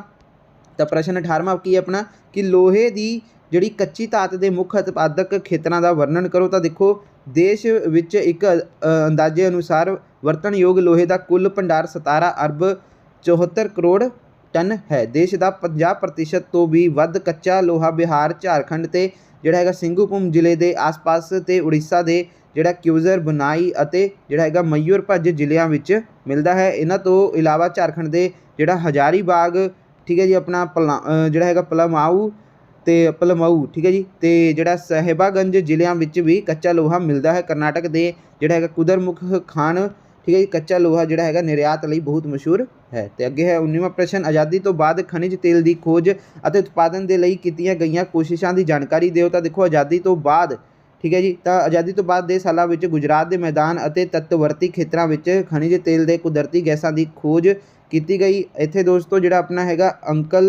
ਅੰਕਲੇਸ਼ਵਰ ਵਿੱਚ ਤੇਲ ਭੰਡਾਰ ਤੋਂ ਤੇਲ ਪ੍ਰਾਪਤ ਹੋਣ ਲੱਗਾ। ਇਸ ਤੋਂ ਬਾਅਦ ਮੁੰਬਈ ਤੱਟ ਦੇ ਨੇੜੇ 115 ਕਿਲੋਮੀਟਰ ਦੂਰ ਖਣਿਜ ਤੇਲ ਦੇ ਭੰਡਾਰਾਂ ਦਾ ਪਤਾ ਲੱਗਿਆ। ਇਹ ਖੇਤਰ ਬੰਬੇ ਹਾਈ ਨਾਂ ਦੇ ਨਾਲ ਜਾਣਿਆ ਜਾਂਦਾ ਹੈ। ਦੇਸ਼ ਵਿੱਚ ਵਿਸ਼ਾਲ ਤੇਲ ਜ਼ਰੂਰਤਾਂ ਨੂੰ ਧਿਆਨ ਵਿੱਚ ਰੱਖਦੇ ਹੋਏ ਗੋਦਾਵਰੀ, ਕ੍ਰਿਸ਼ਨਾ, ਕਾਵੇਰੀ ਅਤੇ ਮਹਾਨਦੀ ਦੇ ਡੈਲਟਾਈ ਤੱਟਾਂ ਦੇ ਪਾਸ ਡੂੰਘੇ ਜਿਹੜੇ ਹੈਗੇ ਆ, ਠੀਕ ਹੈ ਜੀ, ਦੇ ਪਾਸ ਜਿਹੜੇ ਡੂੰਘੇ ਸਮੁੰਦਰਾਂ ਵਿੱਚ ਫੈਲੇ ਹੋਏ ਖੇਤਰਾਂ ਵਿੱਚ ਤੇਲ ਦੀ ਖੋਜ ਜਾਰੀ ਹੈ। ਤੇ ਅੱਗੇ ਹੈ ਪ੍ਰਸ਼ਨ ਬੀਮਾ। ਆਜ਼ਾਦੀ ਦੇ ਬਾਅਦ ਪਿੰਡਾਂ ਵਿੱਚ ਹੋਏ ਬਿਜਲੀਕਰਨ ਦੇ ਵਿਕਾਸ ਦਾ ਵਰਣਨ ਕਰੋ। ਤਾਂ 5 ਸਾਲਾ ਯੋਜਨਾਵਾਂ ਵਿੱਚ ਪੇਂਡੂ ਖੇਤਰਾਂ ਵਿੱਚ ਬਿਜਲੀ ਸ਼ਕਤੀ ਦੇ ਫੈਲਾਅ ਅਤੇ ਵੱਧ ਜਿਹੜਾ ਧਿਆਨ ਦਿੱਤਾ ਗਿਆ। ਸਾਲ 1991-92 ਤੱਕ 4.87 ਲੱਖ ਪਿੰਡਾਂ ਨੂੰ ਬਿਜਲੀ ਜਾ ਚੁੱਕੀ ਹੈ। ਲਗਭਗ 84% ਪਿੰਡਾਂ ਤੱਕ ਬਿਜਲੀ ਪਹੁੰਚ ਚੁੱਕੀ ਹੈ। ਪੰਜਾਬ ਇੱਕ ਅਜਿਹਾ ਰਾਜ ਹੈ ਜਿੱਥੇ ਸਾਰੇ ਪਿੰਡਾਂ ਵਿੱਚ ਬਿਜਲੀ ਪਹੁੰਚ ਗਈ ਹੈ, ਠੀਕ ਹੈ ਜੀ। ਤੇ ਪਿੰਡਾਂ ਵਿੱਚ ਹਰੀਜਨ ਮੁਹੱਲਿਆਂ ਵਿੱਚ ਬਿਜਲੀ ਪਹੁੰਚਾਉਣ ਅਤੇ ਆਦੀਵਾਸੀ ਖੇਤਰਾਂ ਨੂੰ ਬਿਜਲੀ ਦੇਣਾ ਪੇਂਡੂ ਬਿਜਲੀਕਰਨ ਯੋਜਨਾ ਦੇ ਅਧੀਨ ਹੈ। ਤੇ ਅਗਲਾ ਪ੍ਰਸ਼ਨ ਕੀ ਹੈ ਕਿ ਸ਼ਕਤੀ ਪਿੰਡ ਯੋਜਨਾ ਦੇ ਬਾਰੇ ਵਿਸਥਾਰਪੂਰਵਕ ਵੇਰਵਾ ਦਿਓ। ਤਾਂ ਦੇਖੋ ਦੋਸਤੋ, ਇਹਦੇ ਵਿੱਚ ਕੀ ਆ ਜਾਏਗਾ, ਤਾਂ ਇਹਦੇ ਵਿੱਚ ਆ ਜਾਏਗਾ ਕਿ ਸ਼ਕਤੀ ਪਿੰਡ ਯੋਜਨਾ ਦਾ ਕੰਮ ਭਾਰਤ ਸਰਕਾਰ ਨੇ ਦੂਰ ਦੁਰਾਂਦੇ ਦੀ ਜਿਹੜੀ ਬੰਜਰ ਜ਼ਮੀਨ ਵਾਲੇ ਪੇਂਡੂ ਖੇਤਰ ਵਿੱਚ ਸ਼ਕਤੀ ਦਾ ਜ਼ਰੂਰਤਾਂ ਨੂੰ ਪੂਰਾ ਕਰਨ ਦੇ ਲਈ ਉਦੇਸ਼ ਨਾਲ ਲਾਗੂ ਕੀਤਾ। ਪਿੰਡਾਂ ਵਿੱਚ ਗੋਬਰ ਗੈਸ ਪਲਾਂਟ ਲਗਾਏ, ਠੀਕ ਹੈ ਜੀ। ਊਰਜਾ ਗ੍ਰਾਮ ਯੋਜਨਾ ਮਾਰਚ 1933 ਤੱਕ 184 ਪਿੰਡਾਂ ਵਿੱਚ ਪੂਰੀ ਕੀਤੀ ਜਾ ਚੁੱਕੀ ਹੈ। ਇਸ ਤੋਂ ਇਲਾਵਾ ਦੂਸਰੇ 222 ਪਿੰਡਾਂ ਵਿੱਚ ਇਹ ਯੋਜਨਾ ਪੂਰੀ ਹੋਣ ਤੇ ਤਿੰਨ ਪੜਾਵਾਂ ਵਿੱਚ ਹੈ। ਤੇ ਅਗਲਾ ਹੈ ਕਿ 22ਵਾਂ ਪ੍ਰਸ਼ਨ ਧੂਆਂ ਰਹਿਤ ਚੁੱਲ੍ਹਿਆਂ ਦੀ ਰਾਸ਼ਟਰੀ ਯੋਜਨਾ ਦਾ ਵਰਣਨ ਕਰੋ। ਤਾਂ ਦੇਖੋ, ਧੂਆਂ ਰਹਿਤ ਖੁੱਲ੍ਹਿਆਂ ਦਾ ਰਾਸ਼ਟਰੀ ਵਰਸ਼ਨ ਜਿਹੜਾ ਹੈਗਾ, ਠੀਕ ਹੈ, ਚੁੱਲ੍ਹਿਆਂ ਦਾ ਰਾਸ਼ਟਰੀ ਪੱਧਰ ਤੇ ਪ੍ਰੋਗਰਾਮ ਬਣਾਇਆ ਗਿਆ ਹੈ, ਠੀਕ ਹੈ ਜੀ। ਇੱਥੇ ਖੁੱਲ੍ਹਿਆ ਲਿਖਿਆ ਹੋਇਆ ਪਰ ਖੁੱਲ੍ਹਿਆ ਨਹੀਂ, ਇੱਥੇ ਚੁੱਲ੍ਹਿਆਂ ਹੈ, ਠੀਕ ਹੈ। ਕਈ ਮਿਸਟੇਕ ਹਨ ਇਸ PDF ਦੇ ਵਿੱਚ, ਤਾਂ ਦੋਸਤੋ ਕੋਈ ਨਹੀਂ, ਤੁਸੀਂ ਆਪਣਾ ਪੜ੍ਹ ਲੈਣਾ ਵਾ। ਇਸ ਦਾ ਮੁੱਖ ਉਦੇਸ਼ ਬਾਲਣ ਦੀ ਬੱਚਤ ਅਤੇ ਪੇਂਡੂ ਇਸਤਰੀਆਂ ਦੁਆਰਾ ਬਾਲਣ ਇਕੱਠਾ ਕਰਨ ਦੀਆਂ ਸਮੱਸਿਆਵਾਂ ਨੂੰ ਘੱਟ ਕਰਨਾ ਹੈ। ਦਸੰਬਰ 1973 ਵਿੱਚ ਧੂਆਂ ਰਹਿਤ ਖੁੱਲ੍ਹਿਆਂ ਦੀ ਯੋਜਨਾ ਸ਼ੁਰੂ ਕੀਤੀ ਗਈ। ਇਹਨਾਂ ਖੁੱਲ੍ਹਿਆਂ ਦੇ ਪ੍ਰਯੋਗ ਨਾਲ 20-25% ਜਲਾਉਣ ਵਾਲੀ ਲੱਕੜੀਆਂ ਦੀ ਬਚਤ ਹੋ ਜਾਂਦੀ ਹੈ। ਦੇਸ਼ ਵਿੱਚ ਮਾਰਚ 1993 ਤੱਕ ਲਗਭਗ 142 ਲੱਖ ਉੱਨਤ ਕਿਸਮ ਦੀਆਂ ਚੁੱਲ੍ਹੀਆਂ, ਠੀਕ ਹੈ ਜੀ, ਨੂੰ ਸਥਾਪਿਤ ਕੀਤਾ ਜਾ ਚੁੱਕਾ ਸੀ। ਤੇ ਅਗਲਾ ਹੈ ਕਿ ਸੂਰਜੀ ਤਾਪ ਸ਼ਕਤੀ ਕਦੇ ਵੀ ਨਾ ਸਮਾਪਤ ਹੋਣ ਵਾਲੀ ਸ਼ਕਤੀ ਦੇ ਰੂਪ ਵਿੱਚ ਵਰਣਨ ਕਰੋ। ਕਿ ਦੱਸੋ ਕਿ ਭਾਰਤ ਵਿੱਚ ਕਿਹੜੇ ਭਾਗਾਂ ਵਿੱਚ ਇਸ ਸ਼ਕਤੀ ਦੇ ਪ੍ਰਯੋਗ ਦੀਆਂ ਜਿਹੜੀ ਹੈਗੀ ਵੱਧ ਸੰਭਾਵਨਾਵਾਂ ਹੈਗੀਆਂ ਹਨ। ਤਾਂ ਦੇਖੋ, ਸੂਰਜ ਸ਼ਕਤੀ ਕਦੇ ਵੀ ਨਾ ਸਮਾਪਤ ਹੋਣ ਵਾਲਾ ਇੱਕ ਸ਼ਕਤੀ ਸਰੋਤ ਹੈ, ਇੱਕ ਅਜਿਹੀ ਸਰਵ ਵਿਆਪਕ ਹੈ ਅਜੇ ਦੂਜੇ ਵੰਡਿਆ ਜਿਹੜੀਆਂ ਹੈਗੀਆਂ ਸੰਭਾਵਨਾਵਾਂ ਵਾਲਾ ਸਾਧਨ ਹੈ। ਪਾਣੀ ਗਰਮ ਕਰਨ ਲਈ, ਭੋਜਨ ਬਣਾਉਣ ਦੇ ਲਈ, ਕਮਰੇ ਨੂੰ ਗਰਮ ਰੱਖਣ ਲਈ ਦੋਸਤੋ, ਠੀਕ ਹੈ ਜੀ। ਤੇ ਆਪਣਾ ਹੈਗਾ ਉਸ ਤੋਂ ਬਾਅਦ ਪਾਈਪ ਨੂੰ ਸਾਫ਼ ਕਰਨ ਲਈ, ਇੱਥੇ ਪਾਈ ਲਿਖਿਆ ਹੋਇਆ, ਪਾਈ ਨੂੰ ਸਾਫ਼ ਕਰਨ, ਫਸਲਾਂ ਨੂੰ ਕਟਾਈ ਤੋਂ ਬਾਅਦ ਜਿਹੜਾ ਹੈਗਾ ਸੁਕਾਉਣ ਆਦਿ ਵਿੱਚ ਸੂਰਜੀ ਜਿਹੜੀ ਹੈਗੀ ਤਾਪ ਸ਼ਕਤੀ ਦਾ ਪ੍ਰਯੋਗ ਕੀਤਾ ਜਾ ਸਕਦਾ ਹੈ। ਰਾਜਸਥਾਨ ਵਰਗੇ ਰਾਜ ਵਿੱਚ ਜਿੱਥੇ ਸੂਰਜ ਦਾ ਪ੍ਰਕਾਸ਼ ਸਾਲ ਦੇ ਵਧੇਰੇ ਹਿੱਸੇ ਵਿੱਚ ਬਿਨਾਂ ਕਿਸੇ ਮੌਸਮੀ ਰੁਕਾਵਟ ਦੇ ਪ੍ਰਾਪਤ ਹੁੰਦਾ ਰਹਿੰਦਾ ਹੈ, ਉੱਥੇ ਹੀ ਇਹ ਸ਼ਕਤੀ ਬਿਨਾਂ ਕਿਸੇ ਰੁਕਾਵਟ ਦੇ ਦੂਰ ਜਿਹੜੇ ਹੈਗੇ ਵਿਖੜੇ ਪਿੰਡਾਂ ਨੂੰ ਜਾਣ ਵਿੱਚ ਬਹੁਤ ਸਹਾਇਕ ਸਿੱਧ ਹੋਵੇਗੀ। ਤੇ ਹੁਣ ਅੱਗੇ ਕੀ ਹੈ, ਪਣ ਬਿਜਲੀ ਉਤਪਾਦਨ ਦੀ ਜਿਹੜੀ ਤਰੱਕੀ ਦੇ ਇਸ ਸੰਖੇਪ ਨੋਟ ਲਿਖੋ। ਤਾਂ ਦੋਸਤੋ ਦੇਖੋ, ਪਾਈ ਤੇ ਪੈਦਾ ਕੀਤੇ ਗਏ ਬਿਜਲੀ ਨੂੰ ਪਣ ਬਿਜਲੀ ਸ਼ਕਤੀ ਕਿਹਾ ਜਾਂਦਾ ਹੈ, ਠੀਕ ਹੈ ਜੀ। ਤੇ ਇਹ ਬਿਜਲੀ ਜਿਹੜੀ ਹੈਗੀ ਆ ਪੈਦਾ ਕਰਨ ਦਾ ਇੱਕ ਮਹੱਤਵਪੂਰਨ ਸਰੋਤ ਸਾਲ 1995-96 ਵਿੱਚ ਦੇਸ਼ ਦੇ ਕੁੱਲ ਬਿਜਲੀ ਉਤਪਾਦਨ 3.5 ਪੂਰਬ ਕਿਲੋਵਾਟ ਸੀ। ਇਸ ਵਿੱਚੋਂ ਲਗਭਗ 3/4 ਯਾਨੀ ਕਿ 74.9% ਥਰਮਲ ਬਿਜਲੀ ਘਰਾਂ ਵਿੱਚ ਪੈਦਾ ਕੀਤਾ ਗਿਆ। ਬਾਕੀ ਦੋਸਤੋ ਜਿਹੜਾ 23.50% ਹੈ, ਠੀਕ ਹੈ ਜੀ, ਉਹ ਪਣ ਬਿਜਲੀ ਘਰਾਂ ਵਿੱਚੋਂ ਅਤੇ ਬਾਕੀ ਬਚਦਾ 1.60% ਐਂਡ ਜਿਹੜੀ ਹੈਗੀ ਪਰਮਾਣੂ ਸ਼ਕਤੀ ਵਿੱਚੋਂ ਪੈਦਾ ਕੀਤਾ ਗਿਆ। ਪਾਈ ਬਿਜਲੀ ਦੋਸਤੋ ਜਿਹੜੀ ਯੋਜਨਾਵਾਂ ਵਿੱਚ ਭਾਖੜਾ ਨੰਗਲ ਬਿਜਲੀ ਯੋਜਨਾ ਸਭ ਤੋਂ ਮਹੱਤਵਪੂਰਨ ਤੇ ਵੱਡੀ ਸਮਰੱਥਾ ਵਾਲੀ ਹੈ। ਤੇ ਅਗਲਾ ਪ੍ਰਸ਼ਨ 25ਵਾਂ ਪ੍ਰਸ਼ਨ, ਭਾਰਤ ਦੇ ਪਰਮਾਣੂ ਸ਼ਕਤੀ ਦੇ ਸ਼ਾਂਤੀਪੂਰਨ ਪ੍ਰਯੋਗ ਨਾਲ ਸੰਬੰਧਿਤ ਵਿਚਾਰ ਅਤੇ ਇਸ ਨਾਲ ਸੰਬੰਧਿਤ ਪੈਣ ਵਾਲੇ ਅੰਤਰਰਾਸ਼ਟਰੀ ਦਬਾਅ ਦਾ ਵਰਣਨ ਕਰੋ। ਤਾਂ ਦੇਖੋ, ਭਾਰਤ ਵਿੱਚ ਪਰਮਾਣੂ ਸ਼ਕਤੀ ਦੇ ਵੱਡੇ ਭੰਡਾਰ ਹਨ। ਭਾਰਤ ਦੁਆਰਾ ਪਰਮਾਣੂ ਸ਼ਕਤੀ ਨੂੰ ਮੈਡੀਕਲ ਅਤੇ ਖੇਤੀਬਾੜੀ ਖੇਤਰਾਂ ਵਿੱਚ ਸ਼ਾਂਤੀਪੂਰਨ ਪ੍ਰਯੋਗਾਂ ਦੇ ਲਈ ਸੰਸਾਰ ਦੇ ਅਗਾਂਹਵਧੂ ਦੇਸ਼ਾਂ ਵਿੱਚ ਮੰਨਿਆ ਜਾਂਦਾ ਹੈ, ਠੀਕ ਹੈ ਜੀ। ਤੇ ਕੁਝ ਪਰਮਾਣੂ ਸ਼ਕਤੀ ਨਾਲ ਭਰਪੂਰ ਦੇਸ਼ ਭਾਰਤ ਦੇ ਅਣਮਨ ਜਿਹੜਾ ਹੈਗਾ ਅੰਤਰਰਾਸ਼ਟਰੀ ਸਿਸਾਨੀ ਦਾ ਕਿਉਣ ਦਾ ਕੋਸ਼ਿਸ਼ ਕਰ ਰਹੇ ਹਨ। ਭਾਰਤ ਵੱਲੋਂ ਜਿਹੜਾ ਹੈਗਾ ਦਰਸਾ 30 ਤੇ ਦਸਤਖਤ ਕੀਤੇ ਗਏ। ਤਾਂ ਦੋਸਤੋ ਅਗਲਾ ਹੁਣ ਦੇਖਦੇ ਹਾਂ ਕੀ ਹੈ ਪ੍ਰਸ਼ਨ ਤੁਹਾਡਾ ਜਨਸੰਖਿਆ ਵਾਲੇ ਚੈਪਟਰ ਦੇ ਵਿੱਚੋਂ ਹੈ। 7ਵਾਂ ਚੈਪਟਰ ਹੈ ਜਿਹੜਾ ਪ੍ਰਸ਼ਨ 1, ਕਿਸੇ ਦੇਸ਼ ਦੇ ਸਭ ਤੋਂ ਵੱਡਮੁੱਲਾ ਦਾ ਸਾਧਨ ਕੀ ਹੈ। ਤਾਂ ਬੌਧਿਕ ਅਤੇ ਸਰੀਰਕ ਤੌਰ ਤੇ ਮਜ਼ਬੂਤ ਨਾਗਰਿਕ ਹੀ ਕਿਸੇ ਦੇਸ਼ ਦਾ ਜਿਹੜਾ ਵੱਡਮੁੱਲਾ ਸਾਧਨ ਹੈ। ਤੇ ਉਸ ਤੋਂ ਬਾਅਦ ਹੈ ਆਜ਼ਾਦੀ ਤੋਂ ਪਹਿਲਾਂ ਦੇਸ਼ ਦੇ ਜਨਸੰਖਿਆ ਦਾ ਹੌਲੀ ਵਧਣ ਦੇ ਕੀ ਕਾਰਨ ਹਨ। ਤਾਂ ਲੜਾਈਆਂ ठीक है जी। तो महामारियां सोका पैण अते घट डॉक्टरी सहूलतां होण कारण जनसंख्या की हौली हौली वधदी सी। ठीक है जी। तो उस तो बाद साल 1901 विच भारत की आबादी कितनी सी? तो दोस्तों 23.8 करोड़। तो उस तो बाद साल 1921 तो 1951 नूं जनसंख्या वंड साल क्यों ਜਿਹੜਾ ਹੈਗਾ ਮੰਨਿਆ ਜਾਂਦਾ ਹੈ। ਤਾਂ ਕਿਉਂਕਿ ਇਹਨਾਂ ਸਾਲਾਂ ਤੋਂ ਬਾਅਦ ਵਸੋਂ ਵਿੱਚ ਤੇਜ਼ੀ ਨਾਲ ਵਾਧਾ ਹੋਇਆ ਹੈ। ਠੀਕ ਹੈ ਜੀ। ਤੇ ਅੱਗੇ ਹੈ ਤੁਹਾਡਾ ਸਾਲ 2021 ਵਿੱਚ ਭਾਰਤ ਦੀ ਜਨਸੰਖਿਆ ਕਿੰਨੀ ਸੀ? ਤਾਂ ਦੋਸਤੋ ਉਹ ਸੀਗੀ 102.7 ਕਰੋੜ। ਭਾਰਤ ਦੀ ਜਨਸੰਖਿਆ ਦੇ ਨਜ਼ਰ ਤੋਂ ਸੰਸਾਰ ਵਿੱਚ ਕੀ ਸਥਾਨ ਹੈ? ਤਾਂ ਦੋਸਤੋ ਦੂਸਰਾ ਸਥਾਨ। ਭਾਰਤ ਦੇ ਕਿੰਨੇ ਰਾਜਾਂ ਦੀ ਜਨਸੰਖਿਆ 5 ਕਰੋੜ ਤੋਂ ਵੱਧ ਹੈ? ਤਾਂ ਦੋਸਤੋ 10 ਰਾਜਾਂ ਦੀ। ਤੇ ਅੱਗੇ ਹੈ ਦੇਸ਼ ਦੀ ਸਭ ਤੋਂ ਵੱਧ ਅਤੇ ਸਭ ਤੋਂ ਘੱਟ ਜਨਸੰਖਿਆ ਵਾਲੇ ਰਾਜਾਂ ਦੇ ਨਾਂ ਲਿਖੋ। ਤਾਂ ਸਭ ਤੋਂ ਵੱਧ ਜਨਸੰਖਿਆ ਵਾਲਾ ਰਾਜ ਉੱਤਰ ਪ੍ਰਦੇਸ਼ ਹੈ ਤੇ ਸਭ ਤੋਂ ਘੱਟ ਜਨਸੰਖਿਆ ਵਾਲਾ ਰਾਜ ਦੋਸਤੋ ਸਿੱਕਿਮ ਹੈ। ਇਹ ਸਾਰੇ ਪਤਾ ਵਿਦਿਆਰਥੀਆਂ ਨੂੰ ਪਤਾ ਹੀ ਹੋਊਗਾ। ਤੇ ਅੱਗੇ ਹੈ ਪ੍ਰਸ਼ਨ 9ਵਾਂ, ਪੰਜਾਬ ਵਿੱਚ 2011 ਵਿੱਚ ਕਿੰਨੀਆਂ ਜਨਸੰਖਿਆ ਅਤੇ ਜਨਸੰਖਿਆ ਦੀ ਨਜ਼ਰ ਤੋਂ ਪੰਜਾਬ ਦੇ ਦੇਸ਼ ਵਿੱਚ ਕਿਹੜਾ ਸਥਾਨ ਸੀ? ਤਾਂ ਪੰਜਾਬ ਵਿੱਚ 2011 ਵਿੱਚ ਜਨਸੰਖਿਆ 2.75 ਕਰੋੜ ਸੀ। ਠੀਕ ਤੋਂ ਕੁਝ ਵੱਧ ਹੈ ਅਤੇ ਜਨਸੰਖਿਆ ਦੀ ਨਜ਼ਰ ਤੋਂ ਪੰਜਾਬ 16ਵਾਂ ਸਥਾਨ ਪ੍ਰਾਪਤ ਸੀਗਾ। ਤੇ ਪੰਜਾਬ ਦੇ ਵਿੱਚ ਸਾਰੇ ਦੇਸ਼ਾਂ ਦੀ ਕਿੰਨੀ ਕੀ ਪ੍ਰਤੀਸ਼ਤ ਵਸੋਂ ਹੈ? ਤਾਂ ਦੋਸਤੋ ਲਗਭਗ 2.5%। ਮੈਦਾਨੀ ਭਾਗਾਂ ਵਿੱਚ ਦੇਸ਼ ਦੇ ਕਿੰਨੇ ਪ੍ਰਤੀਸ਼ਤ ਲੋਕ ਰਹਿੰਦੇ ਹਨ? ਤਾਂ ਦੋਸਤੋ 40%। ਦੇਸ਼ ਦੇ ਪਿੰਡਾਂ ਵਿੱਚ ਜਿਹੜੇ ਹੈਗੇ ਆ ਦੇਸ਼ ਦੇ ਪਿੰਡਾਂ ਵਿੱਚ ਕਿੰਨੇ ਪ੍ਰਤੀਸ਼ਤ ਲੋਕ ਰਹਿੰਦੇ ਹਨ? ਤਾਂ ਦੋਸਤੋ ਦੇਸ਼ ਦੀ ਕੁੱਲ ਜਨਸੰਖਿਆ ਦਾ ਲਗਭਗ 3/4 ਭਾਗ 71% ਜਿਹੜੇ ਹੈਗੇ ਆ ਪਿੰਡਾਂ ਵਿੱਚ ਠੀਕ ਲੋਕ ਰਹਿੰਦੇ ਹਨ। ਤਾਂ ਦੋਸਤੋ ਦੇਖੋ ਦੇਸ਼ ਦੀ ਜਨਸੰਖਿਆ ਦੀ ਔਸਤ ਘਣਤਾ ਕਿੰਨੀ ਹੈ? ਤਾਂ ਦੋਸਤੋ 382 ਵਿਅਕਤੀ ਪ੍ਰਤੀ ਵਰਗ ਕਿਲੋਮੀਟਰ ਹੈ। ਠੀਕ ਹੈ। ਤੇ ਉਸ ਤੋਂ ਬਾਅਦ ਹੈ ਦੋਸਤੋ ਆਪਣਾ ਕਿ ਦੇਸ਼ ਦੇ ਸਭ ਤੋਂ ਵੱਧ ਅਤੇ ਸਭ ਤੋਂ ਘੱਟ ਜਨਸੰਖਿਆ ਘਣਤਾ ਵਾਲੇ ਰਾਜਾਂ ਦੇ ਨਾਂ ਲਿਖੋ। ਤਾਂ ਦੋਸਤੋ ਸਭ ਤੋਂ ਵੱਧ ਜਨਸੰਖਿਆ ਠੀਕ ਹੈ ਜਿਹੜਾ ਘੜਾ ਬਿਹਾਰ ਦੇ ਵਿੱਚ ਹੈ। ਠੀਕ ਹੈ। ਸਭ ਤੋਂ ਘੱਟ ਜਨਸੰਖਿਆ ਜਿਹੜੀ ਘਣਤਾ ਹੈਗੀ ਹੈ ਦੋਸਤੋ ਠੀਕ ਹੈ ਜੀ ਉਹ ਕਿੱਥੇ ਹੈ? ਤਾਂ ਦੋਸਤੋ ਉਹ ਹੈਗੀ ਹੈ ਤੁਹਾਡੀ ਅਰੁਣਾਚਲ ਪ੍ਰਦੇਸ਼ ਦੇ ਵਿੱਚ। ਪੰਜਾਬ ਦੀ ਵਸੋਂ ਘਣਤਾ ਕੀ ਹੈ? ਤਾਂ ਦੋਸਤੋ 550 ਵਿਅਕਤੀ ਪ੍ਰਤੀ ਵਰਗ ਕਿਲੋਮੀਟਰ। ਕਿਹੜੇ ਕੇਂਦਰ ਸ਼ਾਸਿਤ ਪ੍ਰਦੇਸ਼ ਦੀ ਜਨਸੰਖਿਆ ਜਿਹੜੀ ਹੈਗੀ ਘਣਤਾ ਸਭ ਤੋਂ ਘੱਟ ਹੈ? ਤਾਂ ਦੋਸਤੋ ਸਭ ਤੋਂ ਵੱਧ ਹੈ ਤਾਂ ਦਿੱਲੀ 9340 ਵਿਅਕਤੀ ਪ੍ਰਤੀ ਵਰਗ ਕਿਲੋਮੀਟਰ।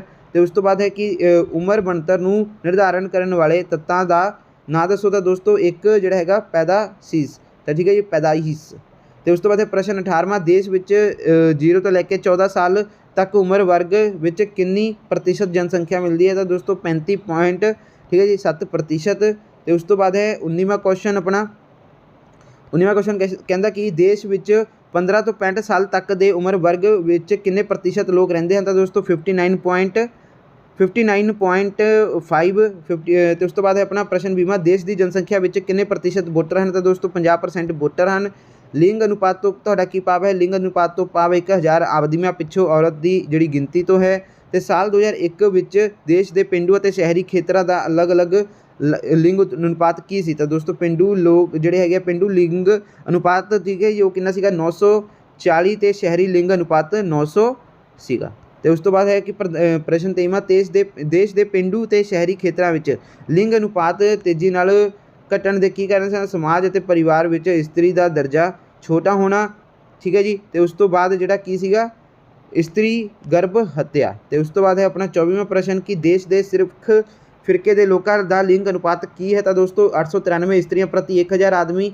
ਠੀਕ ਹੈ ਜੀ। ਤਾਂ ਯਾਨੀ ਕਿ 1000 ਰੇਸ਼ੀਓ 893।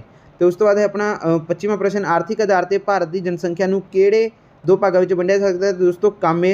ਠੀਕ ਹੈ ਜੀ। ਤਾਂ ਕਿਹੜੇ ਦੋ ਭਾਗਾਂ ਵਿੱਚ ਵੰਡਿਆ ਜਾ ਸਕਦਾ ਹੈ? ਕਾਮੇ ਦੇ ਵਿੱਚ ਉਸ ਨੂੰ ਵੰਡਿਆ ਜਾ ਸਕਦਾ ਹੈ। 26ਵਾਂ, ਦੇਸ਼ ਦੇ ਕਿਹੜੇ ਰਾਜ ਵਿੱਚ ਮੁੱਖ ਕਾਮਿਆਂ ਦੀ ਪ੍ਰਤੀਸ਼ਤ ਮਾਤਰਾ ਸਭ ਤੋਂ ਵੱਧ ਹੈ? ਤਾਂ ਉਹ ਉੱਤਰ ਪ੍ਰਦੇਸ਼ ਦੇ ਵਿੱਚ। 27ਵਾਂ ਪ੍ਰਸ਼ਨ, ਕੰਮ ਦੇ ਆਧਾਰ 'ਤੇ ਜਨਸੰਖਿਆ ਦਾ ਕਾਮਿਆਂ ਤੇ ਅਕਾਮਿਆਂ ਦੇ ਵਰਗਾਂ ਵਿੱਚ ਵੰਡਣ ਦਾ ਵਿਚਾਰ ਭਾਰਤੀ ਵਿੱਚ ਪਹਿਲੀ ਵਾਰ ਕਿਸ ਸਾਲ ਆਇਆ? ਤਾਂ ਇਸ ਦਾ ਕੀ ਆਨਸਰ ਉਹ ਆਇਆ ਸੀਗਾ 1961 ਦੇ ਵਿੱਚ। ਤੇ 28ਵਾਂ ਪ੍ਰਸ਼ਨ ਕੀ ਹੈ ਕਿ ਪੇਂਡੂ ਖੇਤਰਾਂ ਵਿੱਚ ਮਜ਼ਦੂਰਾਂ ਦਾ ਕਿੰਨਾ ਕੁ ਪ੍ਰਤੀਸ਼ਤ ਮਾਤਰਾ ਹੈ? ਤਾਂ ਦੋਸਤੋ ਇਹ 40.1%। ਤੇ ਹੁਣ ਦੇਖਦੇ ਹਾਂ ਤੀਸਰਾ ਪਾਠ ਤੁਹਾਡਾ ਭਾਰਤ ਵਿੱਚ ਖੇਤੀਬਾੜੀ ਦਾ ਵਿਕਾਸ। ਤਾਂ ਦੇਖੋ ਭਾਰਤੀ ਅਰਥ ਵਿਵਸਥਾ ਵਿੱਚ ਖੇਤੀ ਦਾ ਕੀ ਮਹੱਤਵ ਹੈ ਬਿਆਨ ਕਰੋ। ਤਾਂ ਦੇਖੋ ਭਾਰਤੀ ਦੀ ਰਾਸ਼ਟਰੀ ਆਮਦਨ ਦੀ ਲਗਭਗ 40% ਹਿੱਸਾ ਠੀਕ ਖੇਤੀ ਅਤੇ ਵਣਾਂ ਆਦਿ ਜਿਹੜਾ ਹੈਗਾ ਪ੍ਰਾਥਮਿਕ ਕਿਰਿਆਵਾਂ ਤੋਂ ਪ੍ਰਾਪਤ ਹੁੰਦਾ ਹੈ। ਖੇਤੀ ਤੋਂ ਭਾਰਤ ਦੀ ਜਨਸੰਖਿਆ ਨੂੰ ਭੋਜਨ ਅਤੇ ਜਿਹੜਾ ਹੈਗਾ ਪਸ਼ੂਆਂ ਨੂੰ ਚਾਰਾ ਪ੍ਰਾਪਤ ਹੁੰਦਾ ਹੈ। ਭਾਰਤੀ ਅਰਥ ਵਿਵਸਥਾ ਵਿੱਚ ਸਭ ਤੋਂ ਜ਼ਿਆਦਾ ਰੁਜ਼ਗਾਰ ਦੇ ਮੌਕੇ ਖੇਤੀ ਖੇਤਰ ਵਿੱਚੋਂ ਮਿਲਦੇ ਹਨ। ਉਦਯੋਗਾਂ ਨੂੰ ਕੱਚਾ ਮਾਲ ਜਿਵੇਂ ਕਿ ਕਪਾਹ, ਪਟਸਨ, ਗੰਨਾ, ਤਿਲ, ਰਬੜ ਅਨਾਜ ਆਦਿ ਖੇਤੀ ਖੇਤਰ ਤੋਂ ਹੀ ਪ੍ਰਾਪਤ ਹੁੰਦੇ ਹਨ। ਜ਼ਿਆਦਾਤਰ ਪੇਂਡੂ ਪਰਿਵਾਰ ਆਪਣੇ ਸਹਾਇਕ ਰੁਜ਼ਗਾਰ ਲਈ ਖੇਤੀ ਉੱਪਰ ਹੀ ਨਿਰਭਰ ਕਰਦੇ ਹਨ। 6ਵਾਂ ਰਾਜ ਸਰਕਾਰ ਅਤੇ ਆਪਣੀ ਆਮਦਨ ਦਾ ਇੱਕ ਵੱਡਾ ਹਿੱਸਾ ਖੇਤੀ ਤੋਂ ਹੀ ਪ੍ਰਾਪਤ ਕਰਦੀਆਂ ਹਨ। ਅਨਾਜ ਦੇ ਵਪਾਰ ਤੋਂ ਬਹੁਤ ਸਾਰੇ ਲੋਕਾਂ ਨੂੰ ਰੁਜ਼ਗਾਰ ਅਤੇ ਸਰਕਾਰ ਟੈਕਸ ਦੇ ਰੂਪ ਵਿੱਚ ਕਾਫੀ ਆਮਦਨ ਪ੍ਰਾਪਤ ਹੁੰਦੀ ਹੈ। ਤੇ ਅਗਲਾ ਪ੍ਰਸ਼ਨ ਕੀ ਹੈ ਕਿ ਭਾਰਤੀ ਖੇਤੀ ਦੀਆਂ ਮੁੱਖ ਸਮੱਸਿਆਵਾਂ, ਯਾਨੀ ਕਿ ਭਾਰਤੀ ਖੇਤੀ ਦੀ ਮੁੱਖ ਸਮੱਸਿਆਵਾਂ 3 ਭਾਗਾਂ ਵਿੱਚ ਵੰਡਿਆ ਜਾ ਸਕਦਾ ਹੈ। ਮਨੁੱਖੀ ਜਿਹੜੀ ਹੈਗੀ ਆ ਸੰਸਥਾਗਤ ਸਮੱਸਿਆਵਾਂ ਤੋਂ ਤਕਨੀਕੀ ਸਮੱਸਿਆਵਾਂ। ਠੀਕ ਹੈ ਜੀ। ਤਾਂ ਦੇਖੋ ਮਨੁੱਖੀ ਸਮੱਸਿਆ ਜਿਹੜੀ ਹੈਗੀਆਂ ਨੇ ਸਮੱਸਿਆਵਾਂ ਕੀ ਹਨ। ਸਾਡੇ ਦੇਸ਼ ਵਿੱਚ ਵਧੇਰੇ ਲੋਕ ਖੇਤੀ 'ਤੇ ਨਿਰਭਰ ਕਰਦੇ ਹਨ। ਭੂਮੀ ਉੱਤੇ ਜਨਸੰਖਿਆ ਦਾ ਵਧੇਰੇ ਦਬਾਅ ਹੋਣ ਕਰਕੇ ਛੁਪੀ ਹੋਈ ਬੇਰੁਜ਼ਗਾਰੀ ਵੱਧ ਰਹੀ ਹੈ। ਭਾਰਤੀ ਕਿਸਾਨ ਅਨਪੜ੍ਹ ਹੋਣ ਕਾਰਨ ਖੇਤੀ ਦੀਆਂ ਨਵੀਆਂ ਤਕਨੀਕਾਂ ਦਾ ਗਿਆਨ ਆਸਾਨੀ ਨਾਲ ਪ੍ਰਾਪਤ ਨਹੀਂ ਕਰ ਸਕਦੇ। ਅਤੇ ਉਸ ਤੋਂ ਬਾਅਦ ਦੋਸਤੋ ਸੰਸਥਾਗਤ ਸਮੱਸਿਆਵਾਂ, ਤਾਂ ਦੇਖੋ ਉਹਦੇ ਅੰਦਰ ਹੀ ਦੋਸਤੋ ਖੇਤੀ ਦਾ ਆਕਾਰ ਛੋਟਾ ਹੋਣ ਕਰਕੇ ਉਹਨਾਂ 'ਤੇ ਵਿਗਿਆਨਿਕ ਢੰਗਾਂ ਨਾਲ ਜਿਹੜਾ ਹੈਗਾ ਖੇਤੀ ਕਰਨਾ ਮੁਸ਼ਕਿਲ ਹੋ ਜਾਂਦਾ ਹੈ। ਇਸ ਨਾਲ ਪਸ਼ੂ ਜਿਹੜੇ ਹੈਗੇ ਆ ਔਜ਼ਾਰ ਅਤੇ ਸਿੰਚਾਈ ਦੇ ਸਾਧਨ ਬੇਕਾਰ ਹੋ ਜਾਂਦੇ ਹਨ। ਦੂਸਰਾ ਪੁਆਇੰਟ ਕੀ ਹੈ, ਆਜ਼ਾਦੀ ਪਿੱਛੋਂ ਜਿਹੜੀ ਹੈਗੀ ਜ਼ਿਮੀਂਦਾਰ ਪ੍ਰਥਾ ਜਿਹੜੀ ਹੈਗੀ ਆ ਉਹਨਾਂ ਨੂੰ ਕਾਨੂੰਨੀ ਤੌਰ 'ਤੇ ਖ਼ਤਮ ਕਰ ਦਿੱਤਾ ਗਿਆ ਹੈ। ਪਰ ਫਿਰ ਵੀ ਜਿਹੜਾ ਹੈਗਾ ਠੀਕ ਹੈ ਕਾਸ਼ਤਕਾਰ ਦੀ ਹਾਲਤ ਜਿਹੜੀ ਹੈਗੀ ਸੰਤੋਖਜਨਕ ਨਹੀਂ ਹੈ। ਤਕਨੀਕੀ ਸਮੱਸਿਆਵਾਂ ਕੀ ਹੈ, ਭਾਰਤ ਦੀ ਖੇਤੀ ਪਾਈ ਲਈ ਜਿਹੜੀ ਹੈਗੀ ਜ਼ਿਆਦਾਤਰ ਵਰਖਾ ਉੱਤੇ ਹੀ ਨਿਰਭਰ ਕਰਦੀ ਹੈ। ਵਰਖਾ ਦੇ ਅਨਿਸ਼ਚਿਤ ਹੋਣ ਕਾਰਨ ਖੇਤੀ ਉਤਪਾਦਨ ਵਿੱਚ ਵੀ ਅਨਿਸ਼ਚਿਤ ਹੋ ਜਾਂਦੀ ਹੈ। ਠੀਕ ਹੈ ਜੀ। ਅਤੇ ਦੂਸਰਾ ਪੁਆਇੰਟ ਕੀ ਹੈ, ਖੇਤੀ ਵਿੱਚ ਪੁਰਾਣੇ ਔਜ਼ਾਰਾਂ ਦਾ ਪ੍ਰਯੋਗ ਕਰਨ ਨਾਲ ਭੂਮੀ ਦੀ ਜਿਹੜੀ ਉਤਪਾਦਕਤਾ ਵਿੱਚ ਜਿਹੜੀ ਨਹੀਂ ਵੱਧਦੀ ਹੈ, ਜਿਸ ਨਾਲ ਖੇਤੀ ਉਤਪਾਦਨ ਘੱਟ ਜਾਂਦੇ ਹਨ। ਭਾਰਤ ਵਿੱਚ ਖੇਤੀ ਕਰਨ ਦੇ ਢੰਗ ਵੀ ਪੁਰਾਣੇ ਹਨ। ਵਧੀਆ ਬੀਜ ਮਹਿੰਗੇ ਹੋਣ ਕਾਰਨ ਠੀਕ ਹੈ ਜੀ ਭਾਰਤ ਦੇ ਗਰੀਬ ਕਿਸਾਨਾਂ ਨੂੰ ਇਹਨਾਂ ਨੂੰ ਖਰੀਦ ਨਹੀਂ ਸਕਦੇ, ਜਿਸ ਕਾਰਨ ਪ੍ਰਤੀ ਹੈਕਟੇਅਰ ਉਪਜ ਘੱਟ ਜਾਂਦੀ ਹੈ। 5ਵਾਂ ਪੁਆਇੰਟ, ਰਸਾਇਣਿਕ ਖਾਦ ਜਿਹੜੀ ਹੈਗੀ ਆ ਉਹ ਮਹਿੰਗੀ ਹੁੰਦੀ ਹੈ, ਜਿਸ ਨੂੰ ਵਿਦੇਸ਼ਾਂ ਤੋਂ ਮੰਗਵਾਉਣਾ ਪੈਂਦਾ ਹੈ, ਇਸ ਲਈ ਇਸ ਦੀ ਘਾਟ ਰਹਿੰਦੀ ਹੈ। ਠੀਕ ਹੈ ਜੀ। ਅਤੇ ਅਗਲੇ ਹੁਣ ਦੋਸਤੋ ਦੇਖਦੇ ਹਾਂ ਤੁਹਾਡਾ ਕੀ ਹੈ। ਤਾਂ ਦੇਖੋ ਅਗਲਾ ਕੀ ਹੈ ਕਿ ਭਾਰਤੀ ਖੇਤ ਦੇ ਵਿਕਾਸ ਵਿੱਚ ਸਰਕਾਰ ਅਤੇ ਯੋਗਦਾਨ ਦਾ ਵਰਣਨ ਕਰੋ। ਤਾਂ ਦੇਖੋ ਕੀ ਹੈ ਦੋਸਤੋ, ਜ਼ਿੰਮੇਵਾਰੀ ਜਿਹੜੀ ਪ੍ਰਥਾ ਦਾ ਖਾਤਮਾ ਕੀਤਾ ਗਿਆ ਹੈ। ਕਾਸ਼ਤਕਾਰੀ ਪ੍ਰਥਾ, ਇਸ ਵਿੱਚ ਸੁਧਾਰ ਕਰਨ ਦੇ ਲਈ ਵੱਖ-ਵੱਖ ਰਾਜਾਂ ਵਿੱਚ ਕਾਨੂੰਨ ਪਾਸ ਕੀਤੇ ਗਏ। ਤੀਸਰਾ ਆਪਣਾ ਕੀ ਹੈ, ਤਾਂ 5 ਸਾਲਾਂ ਯੋਜਨਾਵਾਂ ਵਿੱਚ ਖੇਤੀ ਖੇਤਰ ਦਾ ਜਿਹੜਾ ਹੈਗਾ ਵਿਕਾਸ ਕਰਨ ਦਾ ਯਤਨ ਕੀਤਾ ਗਿਆ। ਅਤੇ ਚੌਥਾ ਪੁਆਇੰਟ, ਖੇਤੀ ਦਾ ਉਤਪਾਦਕ ਵਧਾਉਣ ਦੇ ਲਈ ਸਿੰਚਾਈ ਦਾ ਵਧੇਰੇ ਜਿਹੜਾ ਹੈਗਾ ਸਥਾਪਨ ਕੀਤਾ ਗਿਆ। ਅਤੇ ਜਿਨ੍ਹਾਂ ਖੇਤਰਾਂ ਵਿੱਚ ਸਿੰਚਾਈ ਦੀ ਵਿਵਸਥਾ ਨਹੀਂ ਹੈ ਉੱਥੇ ਸੁੱਕੀ ਖੇਤੀ ਸੰਭਵ ਕੀਤੀ ਗਈ। 6ਵਾਂ ਪੁਆਇੰਟ, ਉੱਨਤ ਬੀਜ ਅਤੇ ਖਾਦਾਂ ਅਤੇ ਆਦਿ ਜਿਹੜਾ ਉਪਲਬਧ ਕਰਾਉਣ ਲਈ ਸਹਿਕਾਰੀ ਸਮਿਤੀਆਂ ਦਾ ਸਥਾਪਨਾ ਉੱਪਰ ਜ਼ੋਰ ਦਿੱਤਾ ਗਿਆ। ਹਰੀ ਕ੍ਰਾਂਤੀ ਉਸ ਤੋਂ ਬਾਅਦ ਦੋਸਤੋ ਕੀ ਹੈ, 7ਵਾਂ ਪੁਆਇੰਟ ਕਿ ਪਸ਼ੂਆਂ ਦੀ ਬਿਮਾਰੀ ਦਾ ਇਲਾਜ ਕਰਨ ਲਈ ਹਸਪਤਾਲ ਖੋਲ੍ਹੇ ਗਏ ਹਨ। ਅਤੇ ਅਗਲਾ ਕੁਐਸਚਨ ਦੋਸਤੋ, ਹਰੀ ਕ੍ਰਾਂਤੀ ਦੀ ਸਫਲਤਾ ਦੇ ਮੁੱਖ ਤੱਤਾਂ ਬਾਰੇ ਲਿਖੋ। ਤਾਂ ਉੱਤਰ, ਪੰਜਾਬ ਵਿੱਚ ਲਗਭਗ 55 ਲੱਖ ਹੈਕਟੇਅਰ ਭੂਮੀ ਉੱਤੇ ਉੱਨਤ ਬੀਜਾਂ ਨਾਲ ਖੇਤੀ ਕੀਤੀ ਜਾਂਦੀ ਹੈ। ਹਰੀ ਕ੍ਰਾਂਤੀ ਲਿਆਉਣ ਵਿੱਚ ਰਸਾਇਣਿਕ ਖਾਦਾਂ ਦਾ ਵਧੇਰੇ ਪ੍ਰਯੋਗ ਵਜੋਂ ਵੀ ਅਨਾਜ ਉਤਪਾਦਨ ਵਿੱਚ ਕਾਫੀ ਵਾਧਾ ਹੋਇਆ ਹੈ। ਤੀਸਰਾ ਪੁਆਇੰਟ ਕੀ ਹੈ, ਸਿੰਚਾਈ ਦੇ ਖੇਤਰ ਵਿੱਚ ਹੋਣ ਵਾਲੇ ਵਾਧੇ ਨਾਲ ਵੀ ਹਰੀ ਕ੍ਰਾਂਤੀ ਉੱਤੇ ਬਹੁਤ ਜਿਹੜਾ ਵਧੇਰੇ ਪ੍ਰਭਾਵ ਪਿਆ ਹੈ। ਕਿਸਾਨਾਂ ਨੇ ਟਰੈਕਟਰ ਅਤੇ ਟਿਊਬਵੈੱਲਾਂ ਅਤੇ ਆਪਣਾ ਥ੍ਰੈਸ਼ਰਾਂ ਅਤੇ ਡੀਜ਼ਲ ਇੰਜਨ ਦਾ ਵੱਧ ਤੋਂ ਵੱਧ ਪ੍ਰਯੋਗ ਕਰਨਾ ਸ਼ੁਰੂ ਕਰ ਦਿੱਤਾ ਹੈ। ਅਤੇ ਉਸ ਤੋਂ ਬਾਅਦ ਕਿਸਾਨਾਂ ਨੂੰ ਆਸਾਨੀ ਨਾਲ ਵਧੇਰੇ ਜਿਹੜੇ ਹੈਗਾ ਸਾਖ ਸਹੂਲਤਾਂ ਜਿਹੜੀ ਹੈਗੀਆਂ ਉਹਨਾਂ ਨੂੰ ਮਿਲਣ ਕਾਰਨ ਉਹ ਲੋੜ ਅਨੁਸਾਰ ਉੱਨਤ ਬੀਜਾਂ ਦਾ ਖਾਦਾਂ ਅਤੇ ਮਸ਼ੀਨਰੀਆਂ ਨੂੰ ਖਰੀਦ ਕੇ ਪ੍ਰਯੋਗ ਕਰਨ ਲੱਗ ਪਏ ਹਨ। ਨਵੀਆਂ ਤੋਂ ਨਵੀਆਂ ਖੋਜਾਂ ਕਰਨ ਦੇ ਲਈ ਖੇਤੀ ਦੀਆਂ ਨਵੀਆਂ ਵਿਧੀਆਂ, ਫਸਲਾਂ ਵਿੱਚ ਫੇਰ ਬਦਲ ਜਿਹੜੀ ਹੈਗੀ ਆ ਉਹ ਖਾਦ ਤਾਈ ਅਤੇ ਬੀਜਾਂ ਦੇ ਪ੍ਰਯੋਗ ਵਿੱਚ ਕਾਫੀ ਧਿਆਨ ਦਿੱਤਾ ਗਿਆ। ਤਾਂ ਇਸ ਅਧੀਨ ਫਸਲਾਂ ਵਿੱਚ ਜਿਹੜੀ ਹੈਗੀ ਕੀੜੇ ਮਾਰ ਦਵਾਈਆਂ ਦਾ ਪ੍ਰਯੋਗ ਕੀਤਾ ਜਾਂਦਾ ਹੈ। 8ਵਾਂ ਪੁਆਇੰਟ, ਖੇਤੀ ਉਤਪਾਦਨ ਦੀ ਵਿਕਰੀ ਵਿੱਚ ਕਾਫੀ ਸੁਧਾਰ ਠੀਕ ਹੈ ਜੀ ਹੋ ਗਿਆ ਹੈ। ਅਤੇ ਉਸ ਤੋਂ ਬਾਅਦ ਦੋਸਤੋ ਆਪਣਾ ਪਾਠ ਇੱਥੇ ਚੌਥਾ ਹੈ। ਪਾਠ ਚੌਥੇ ਦੇ ਵਿੱਚ ਭਾਰਤ ਵਿੱਚ ਉਦਯੋਗਿਕ ਵਿਕਾਸ। ਤਾਂ ਦੇਖੋ ਮੁੱਢਲੇ ਜਿਹੜੇ ਉਦਯੋਗਾਂ ਦੇ ਦੋ ਉਦਾਹਰਨ ਦਿਓ। ਤਾਂ ਦੋਸਤੋ ਦੇਖੋ ਇਸਤਪਾਲ, ਠੀਕ ਹੈ ਜੀ ਲੋਹਾ ਅਤੇ ਕੋਇਲਾ ਅਤੇ ਐਲੂਮੀਨੀਅਮ ਆਦਿ। ਤਾਂ ਦੇਖੋ ਦੋਸਤੋ ਇਹਦੇ ਵਿੱਚ ਕੀ ਹੈ ਹੋਰ ਕਿ ਕੁਟੀਰ ਉਦਯੋਗਾਂ ਤੋਂ ਕੀ ਭਾਵ ਹੈ। ਤਾਂ ਦੋਸਤੋ ਕੁਟੀਰ ਉਦਯੋਗ ਦੋਸਤੋ ਉਹ ਉਦਯੋਗ ਜੋ ਕਿ ਪੂਰਨ ਰੂਪ ਨਾਲ ਠੀਕ ਹੈ ਜੀ ਅੰਸ਼ਿਕ ਰੂਪ ਨਾਲ ਪਰਿਵਾਰ ਦੇ ਮੈਂਬਰਾਂ ਦੀ ਸਹਾਇਤਾ ਲਈ ਜਾਣਕਾਰੀ ਠੀਕ ਹੈ ਜੀ ਜਿਹੜੇ ਅੰਸ਼ਕਾਲੀਨ ਕਿੱਤੇ ਦੇ ਰੂਪ ਵਿੱਚ ਚਲਾਈਆਂ ਜਾ ਸਕਦੀਆਂ ਹਨ। ਲਘੂ ਉਦਯੋਗਾਂ ਤੋਂ ਕੀ ਭਾਵ ਹੈ, ਲਘੂ ਉਦਯੋਗ ਜਿਹੜੇ ਹੁੰਦੇ ਆ ਦੋਸਤੋ ਉਸ ਤੋਂ ਭਾਵ ਹੈ ਕਿ ਜਿਹੜੇ 3 ਕਰੋੜ ਰੁਪਏ ਵਧੀ ਪੰਜੀ ਜਿਹੜਾ ਹੈਗਾ ਜਿਹੜੀ ਵਧੀ ਪੂੰਜੀ ਦਾ ਨਿਵੇਸ਼ ਹੁੰਦਾ ਹੈ। ਪ੍ਰਸ਼ਨ ਚੌਥਾ, ਲਘੂ ਉਦਯੋਗ ਦੀ ਇੱਕ ਸਮੱਸਿਆਵਾਂ ਲਿਖੋ। ਕੱਚੇ ਮਾਲ ਅਤੇ ਸ਼ਕਤੀ ਦੀ ਸਮੱਸਿਆਵਾਂ। ਪ੍ਰਸ਼ਨ ਇਹਦੇ ਵਿੱਚ ਅਗਲਾ ਹੈ ਦੋਸਤੋ ਕਿ ਭਾਰਤ ਵਿੱਚ ਤੇਜ਼ ਅਤੇ ਸੰਤੁਲਿਤ ਉਦਯੋਗੀਕਰਨ ਦੇ ਲੋੜ ਕਾਰਨਾਂ ਦਾ ਵਰਣਨ ਕਰੋ। ਤਾਂ ਉਦਯੋਗੀਕਰਨ ਨਾਲ ਅਰਥ ਵਿਵਸਥਾ ਸੰਤੁਲਿਤ ਹੁੰਦੀ ਹੈ ਅਤੇ ਜਿਹੜੀ ਹੈਗੀ ਖੇਤੀਬਾੜੀ 'ਤੇ ਨਿਰਭਰਤਾ ਘੱਟ ਹੋਵੇਗੀ ਅਤੇ ਉਦਯੋਗੀਕਰਨ ਨਾਲ ਜਿਹੜੇ ਹੈਗੇ ਨਵੇਂ ਉਦਯੋਗ ਲੱਗਦੇ ਹਨ, ਜਿਸ ਦੇ ਸਿੱਟੇ ਵਜੋਂ ਦੇਸ਼ ਦੀਆਂ ਲੱਖਾਂ ਬੇਰੁਜ਼ਗਾਰ ਲੋਕਾਂ ਨੂੰ ਰੁਜ਼ਗਾਰ ਮਿਲਣ ਲੱਗਦਾ ਹੈ। ਠੀਕ ਹੈ ਜੀ। ਦੂਸਰਾ, ਭਾਰਤ ਵਿੱਚ ਲਘੂ ਅਤੇ ਕੁਟੀਰ ਉਦਯੋਗ ਤੋਂ ਕੀ ਭਾਵ ਹੈ, ਇਹਨਾਂ ਦੀਆਂ ਸਮੱਸਿਆਵਾਂ ਦਾ ਵਰਣਨ ਕਰੋ। ਤਾਂ ਦੇਖੋ, ਕੁਟੀਰ ਉਦਯੋਗ ਉਹ ਉਦਯੋਗ ਹੈ ਜੋ ਪੂਰਨ ਰੂਪ ਨਾਲ ਜਾਂ ਫਿਰ ਅੰਸ਼ਿਕ ਰੂਪ ਨਾਲ ਪਰਿਵਾਰ ਦੇ ਮੈਂਬਰ ਦੀ ਸਹਾਇਤਾ ਨਾਲ ਪੂਰਨ ਕਾਲੀਨ ਜਾਂ ਫਿਰ ਅੰਸ਼ਿਕ ਕਾਲੀਨ ਦੇ ਕਿੱਤੇ ਦੇ ਰੂਪ ਵਿੱਚ ਚਲਾਇਆ ਜਾ ਸਕਦਾ ਹੈ, ਜਦੋਂ ਕਿ ਲਘੂ ਉਦਯੋਗ ਤੋਂ ਭਾਵ ਉਹ ਉਦਯੋਗ ਹਨ ਜਿਨ੍ਹਾਂ 'ਚ 3 ਕਰੋੜ ਰੁਪਏ ਵੱਧੀ ਪੂੰਜੀ ਦਾ ਜਿਹੜਾ ਹੈਗਾ ਨਿਵੇਸ਼ ਹੁੰਦਾ ਹੈ। ਠੀਕ ਹੈ ਜੀ। ਤਾਂ ਸਮੱਸਿਆਵਾਂ ਕੀ ਹਨ ਇਹਨਾਂ ਦੇ ਵਿੱਚ? ਕੱਚੇ ਮਾਲ ਅਤੇ ਸ਼ਕਤੀ ਦੀ ਸਮੱਸਿਆਵਾਂ, ਵਿਕਰੀ ਸੰਬੰਧੀ ਕਠਿਨਾਈਆਂ, ਉਤਪਾਦਨ ਦੇ ਪੁਰਾਣੇ ਤਰੀਕੇ, ਵੱਡੇ ਉਦਯੋਗਾਂ ਨਾਲ ਪ੍ਰਤੀਯੋਗਤਾ। ਠੀਕ ਹੈ ਜੀ। ਤੇ ਅਗਲਾ ਪ੍ਰਸ਼ਨ ਤੀਸਰਾ, ਭਾਰਤ ਵਿੱਚ ਲਘੂ ਅਤੇ ਕੁਟੀਰ ਉਦਯੋਗ ਦਾ ਕੀ ਮਹੱਤਵ ਹੈ? ਤਾਂ ਦੇਖੋ, ਕੁਟੀਰ ਅਤੇ ਲਘੂ ਉਦਯੋਗ ਵਿੱਚ ਘੱਟ ਪੂੰਜੀ ਦਾ ਨਿਵੇਸ਼ ਕਰਕੇ ਵਧੇਰੇ ਲੋਕਾਂ ਨੂੰ ਰੁਜ਼ਗਾਰ ਦਿੱਤਾ ਜਾ ਸਕਦਾ ਹੈ। ਇਹਨਾਂ ਉਦਯੋਗਾਂ ਦੇ ਕਾਰਨ ਆਮਦਨ ਅਤੇ ਧਨ ਦੀ ਵੰਡ ਵਧੇਰੇ ਸਮਾਨ ਹੁੰਦੀ ਹੈ। ਉਦਯੋਗਿਕ ਖੇਤਰ ਵਿੱਚ ਹੋਣ ਵਾਲੇ ਉਤਪਾਦਨ ਦਾ 40% ਭਾਗ ਛੋਟੇ ਅਤੇ ਕੁਟੀਰ ਉਦਯੋਗਾਂ ਤੋਂ ਪ੍ਰਾਪਤ ਹੁੰਦਾ ਹੈ। ਤੇ ਅੱਗੇ ਹੈ, ਖੇਤੀ ਉੱਤੇ ਜਨਸੰਖਿਆ ਬਹੁਤ ਦਬਾਅ ਜਿਹੜੀ ਹੈਗੀ ਆ ਘੱਟ ਕਰਨ ਲਈ ਕੁਟੀਰ ਉਦਯੋਗਾਂ ਦੀ ਸਥਾਪਨਾ ਬਹੁਤ ਜ਼ਰੂਰੀ ਹੈ। ਤੇ ਅੱਗੇ ਪ੍ਰਸ਼ਨ ਚੌਥਾ, ਭਾਰਤ ਵਿੱਚ ਲਘੂ ਅਤੇ ਕੁਟੀਰ ਉਦਯੋਗ ਵਿੱਚ ਅੰਤਰ ਦੱਸੋ ਅਤੇ ਇਹਨਾਂ ਦੀਆਂ ਸਮੱਸਿਆਵਾਂ ਦੇ ਹੱਲ ਕੱਢਣ ਦੇ ਬਾਰੇ ਸੁਝਾਅ ਦੇਵੋ। ਤਾਂ ਦੇਖੋ, ਲਘੂ ਅਤੇ ਕੁਟੀਰ ਉਦਯੋਗ ਵਿੱਚ ਅੰਤਰ। ਕੁਟੀਰ ਉਦਯੋਗ ਜ਼ਿਆਦਾਤਰ ਪਿੰਡਾਂ ਵਿੱਚ ਹੁੰਦੇ ਹਨ, ਸਾਡੇ ਦੇਸ਼ ਵਿੱਚ ਫੈਲੇ ਹੁੰਦੇ ਹਨ ਤੇ ਹੈਗੇ ਸਾਰੇ ਦੇਸ਼ ਦੇ ਵਿੱਚ। ਠੀਕ ਹੈ। ਤੇ ਪਰੰਤੂ ਛੋਟੇ ਉਦਯੋਗ ਜ਼ਿਆਦਾਤਰ ਸ਼ਹਿਰਾਂ ਵਿੱਚ ਹੀ ਹੁੰਦੇ ਹਨ। ਤੇ ਕੁਟੀਰ ਉਦਯੋਗ ਵਿੱਚ ਜਿਹੜਾ ਹੈਗਾ ਪਰਿਵਾਰ ਦੇ ਮੈਂਬਰ ਹੀ ਕੰਮ ਕਰ ਲੈਂਦੇ ਹਨ, ਪਰੰਤੂ ਲਘੂ ਉਦਯੋਗ ਵਿੱਚ ਜਿਹੜੇ ਹੈਗੇ ਭਾੜੇ ਦੇ ਮਜ਼ਦੂਰ ਲਾਏ ਹੁੰਦੇ ਹਨ। ਸਮੱਸਿਆਵਾਂ ਦੇ ਹੱਲ ਦੇ ਲਈ ਸੁਝਾਅ। ਦੇਖੋ, ਉਤਪਾਦਿਤ ਵਸਤੂਆਂ ਦੀ ਸਰਕਾਰ ਰਾਹੀਂ ਖਰੀਦ ਤੇ ਵਿਕਰੀ ਸੰਬੰਧੀ ਜਿਹੜੀ ਹੈਗੀ ਹੈ, ਠੀਕ ਹੈ ਜੀ, ਸਹੂਲਤਾਂ ਜਿਹੜੀ ਤੁਹਾਨੂੰ ਹੈਗੀ ਉਪਲਬਧ ਕਰਵਾਉਣੀਆਂ ਤੇ ਵਿੱਤੀ ਸਹਾਇਤਾ ਪ੍ਰਦਾਨ ਕਰਨਾ, ਜ਼ਿਲ੍ਹਾ ਪੱਧਰ ਤੇ ਉਦਯੋਗਿਕ ਕੇਂਦਰ ਸਥਾਪਿਤ ਕਰਨਾ, ਉਦਯੋਗਿਕ ਬਸਤੀਆਂ ਸਥਾਪਿਤ ਕਰਨਾ। ਅਗਲਾ ਹੈ ਦੋਸਤੋ ਪੰਜਵਾਂ ਪ੍ਰਸ਼ਨ ਆਪਣਾ ਕਿ ਵੱਡੇ ਉਦਯੋਗਿਕ ਜਿਹੜੇ ਉਦਯੋਗਾਂ ਦੇ ਮਹੱਤਵ ਦੀ ਵਿਆਖਿਆ ਕਰੋ। ਤਾਂ ਦੇਖੋ, ਪੂੰਜੀਗਤ ਵਸਤਾਂ ਜਿਵੇਂ ਕਿ ਮਸ਼ੀਨ, ਯੰਤਰਾਂ ਅਤੇ ਮੁੱਢਲੀਆਂ ਵਸਤਾਵਾਂ ਆਦਿ ਦਾ ਉਤਪਾਦਨ ਵੱਡੇ ਉਦਯੋਗਾਂ ਰਾਹੀਂ ਹੀ ਸੰਭਵ ਹੈ। ਵੱਡੇ ਪੈਮਾਨੇ ਦੇ ਉਦਯੋਗ ਆਰਥਿਕ ਆਧਾਰਿਕ ਸੰਰਚਨਾ ਦੇ ਸਾਧਨ ਦਾ ਉਤਪਾਦਨ ਦੇਸ਼ ਦੇ ਉਦਯੋਗੀਕਰਨ ਦੀ ਗਤੀ ਨੂੰ ਤੇਜ਼ ਕਰ ਸਕਦੇ ਹਨ। ਵੱਡੇ ਪੈਮਾਨੇ ਦੇ ਉਦਯੋਗ ਖੋਜ ਅਤੇ ਖੋਜਾਂ ਲਈ ਜ਼ਰੂਰੀ ਲੋੜੀਂਦੇ ਧਨ ਦਾ ਪ੍ਰਬੰਧ ਕਰ ਸਕਦੇ ਹਨ। ਪ੍ਰਸ਼ਨ ਛੇਵਾਂ, ਭਾਰਤ ਦੇ ਜਿਹੜਾ ਹੈਗਾ ਉਦਯੋਗੀਕਰਨ ਦੀ ਧੀਮੀ ਗਤੀ ਦੇ ਕੀ ਕਾਰਨ ਹਨ? ਤਾਂ ਦੇਖੋ, ਭਾਰਤ ਵਿੱਚ ਧੀਮੀ ਉਦਯੋਗਿਕ ਗਤੀ ਦੇ ਹੇਠ ਲਿਖੇ ਕਾਰਨ ਹਨ। ਵਿਦੇਸ਼ੀ ਰਾਜ, ਕੱਚੇ ਮਾਲ ਦੀ ਕਮੀ। ਠੀਕ ਹੈ। ਤਾਂ ਇਸ ਤੋਂ ਬਾਅਦ ਕੀ ਹੈ? ਤਾਂ ਇਸ ਤੋਂ ਬਾਅਦ ਹੈ ਆਪਣਾ ਕਿ ਵਿੱਤੀ ਸੰਬੰਧੀ ਜਿਹੜੀ ਸੰਗਠਨਾਂ ਦੀ ਘਾਟ, ਕੁਸ਼ਲ ਮਜ਼ਦੂਰਾਂ ਦੀ ਘਾਟ, ਸਸਤੇ ਸ਼ਕਤੀ ਦੇ ਸਾਧਨ ਦੀ ਘਾਟ ਤੇ ਆਵਾਜਾਈ ਤੇ ਸੰਚਾਰ ਦੇ ਘੱਟ ਵਿਕਾਸ। ਤੇ ਪ੍ਰਸ਼ਨ ਸੱਤਵਾਂ, ਭਾਰਤ ਵਿੱਚ ਉਦਯੋਗਿਕ ਵਿਕਾਸ ਨੂੰ ਉਤਸ਼ਾਹਿਤ ਕਰਨ ਲਈ ਸਰਕਾਰ ਦੇ ਯੋਗਦਾਨ ਬਾਰੇ ਸੰਖੇਪ ਨੋਟ ਲਿਖੋ। ਤਾਂ ਦੇਖੋ, ਭਾਰਤ ਵਿੱਚ ਉਦਯੋਗਿਕ ਵਿਕਾਸ ਨੂੰ ਉਤਸ਼ਾਹਿਤ ਕਰਨ ਲਈ ਸਰਕਾਰ ਦੁਆਰਾ 1951 ਦੇ ਦੇਸ਼ ਵਿੱਚ 5 ਸਾਲਾ ਯੋਜਨਾਵਾਂ ਨੂੰ ਸ਼ੁਰੂ ਕੀਤਾ ਗਿਆ, ਜਿਸ ਦੇ ਸਿੱਟੇ ਵਜੋਂ ਉਦਯੋਗਿਕ ਵਿਕਾਸ ਦਰ ਕਾਫੀ ਵਾਧਾ ਹੋਇਆ। ਦੇਸ਼ ਵਿੱਚ ਆਵਾਜਾਈ ਦੇ ਸਾਧਨ ਦਾ ਵਿਕਾਸ ਕੀਤਾ ਗਿਆ।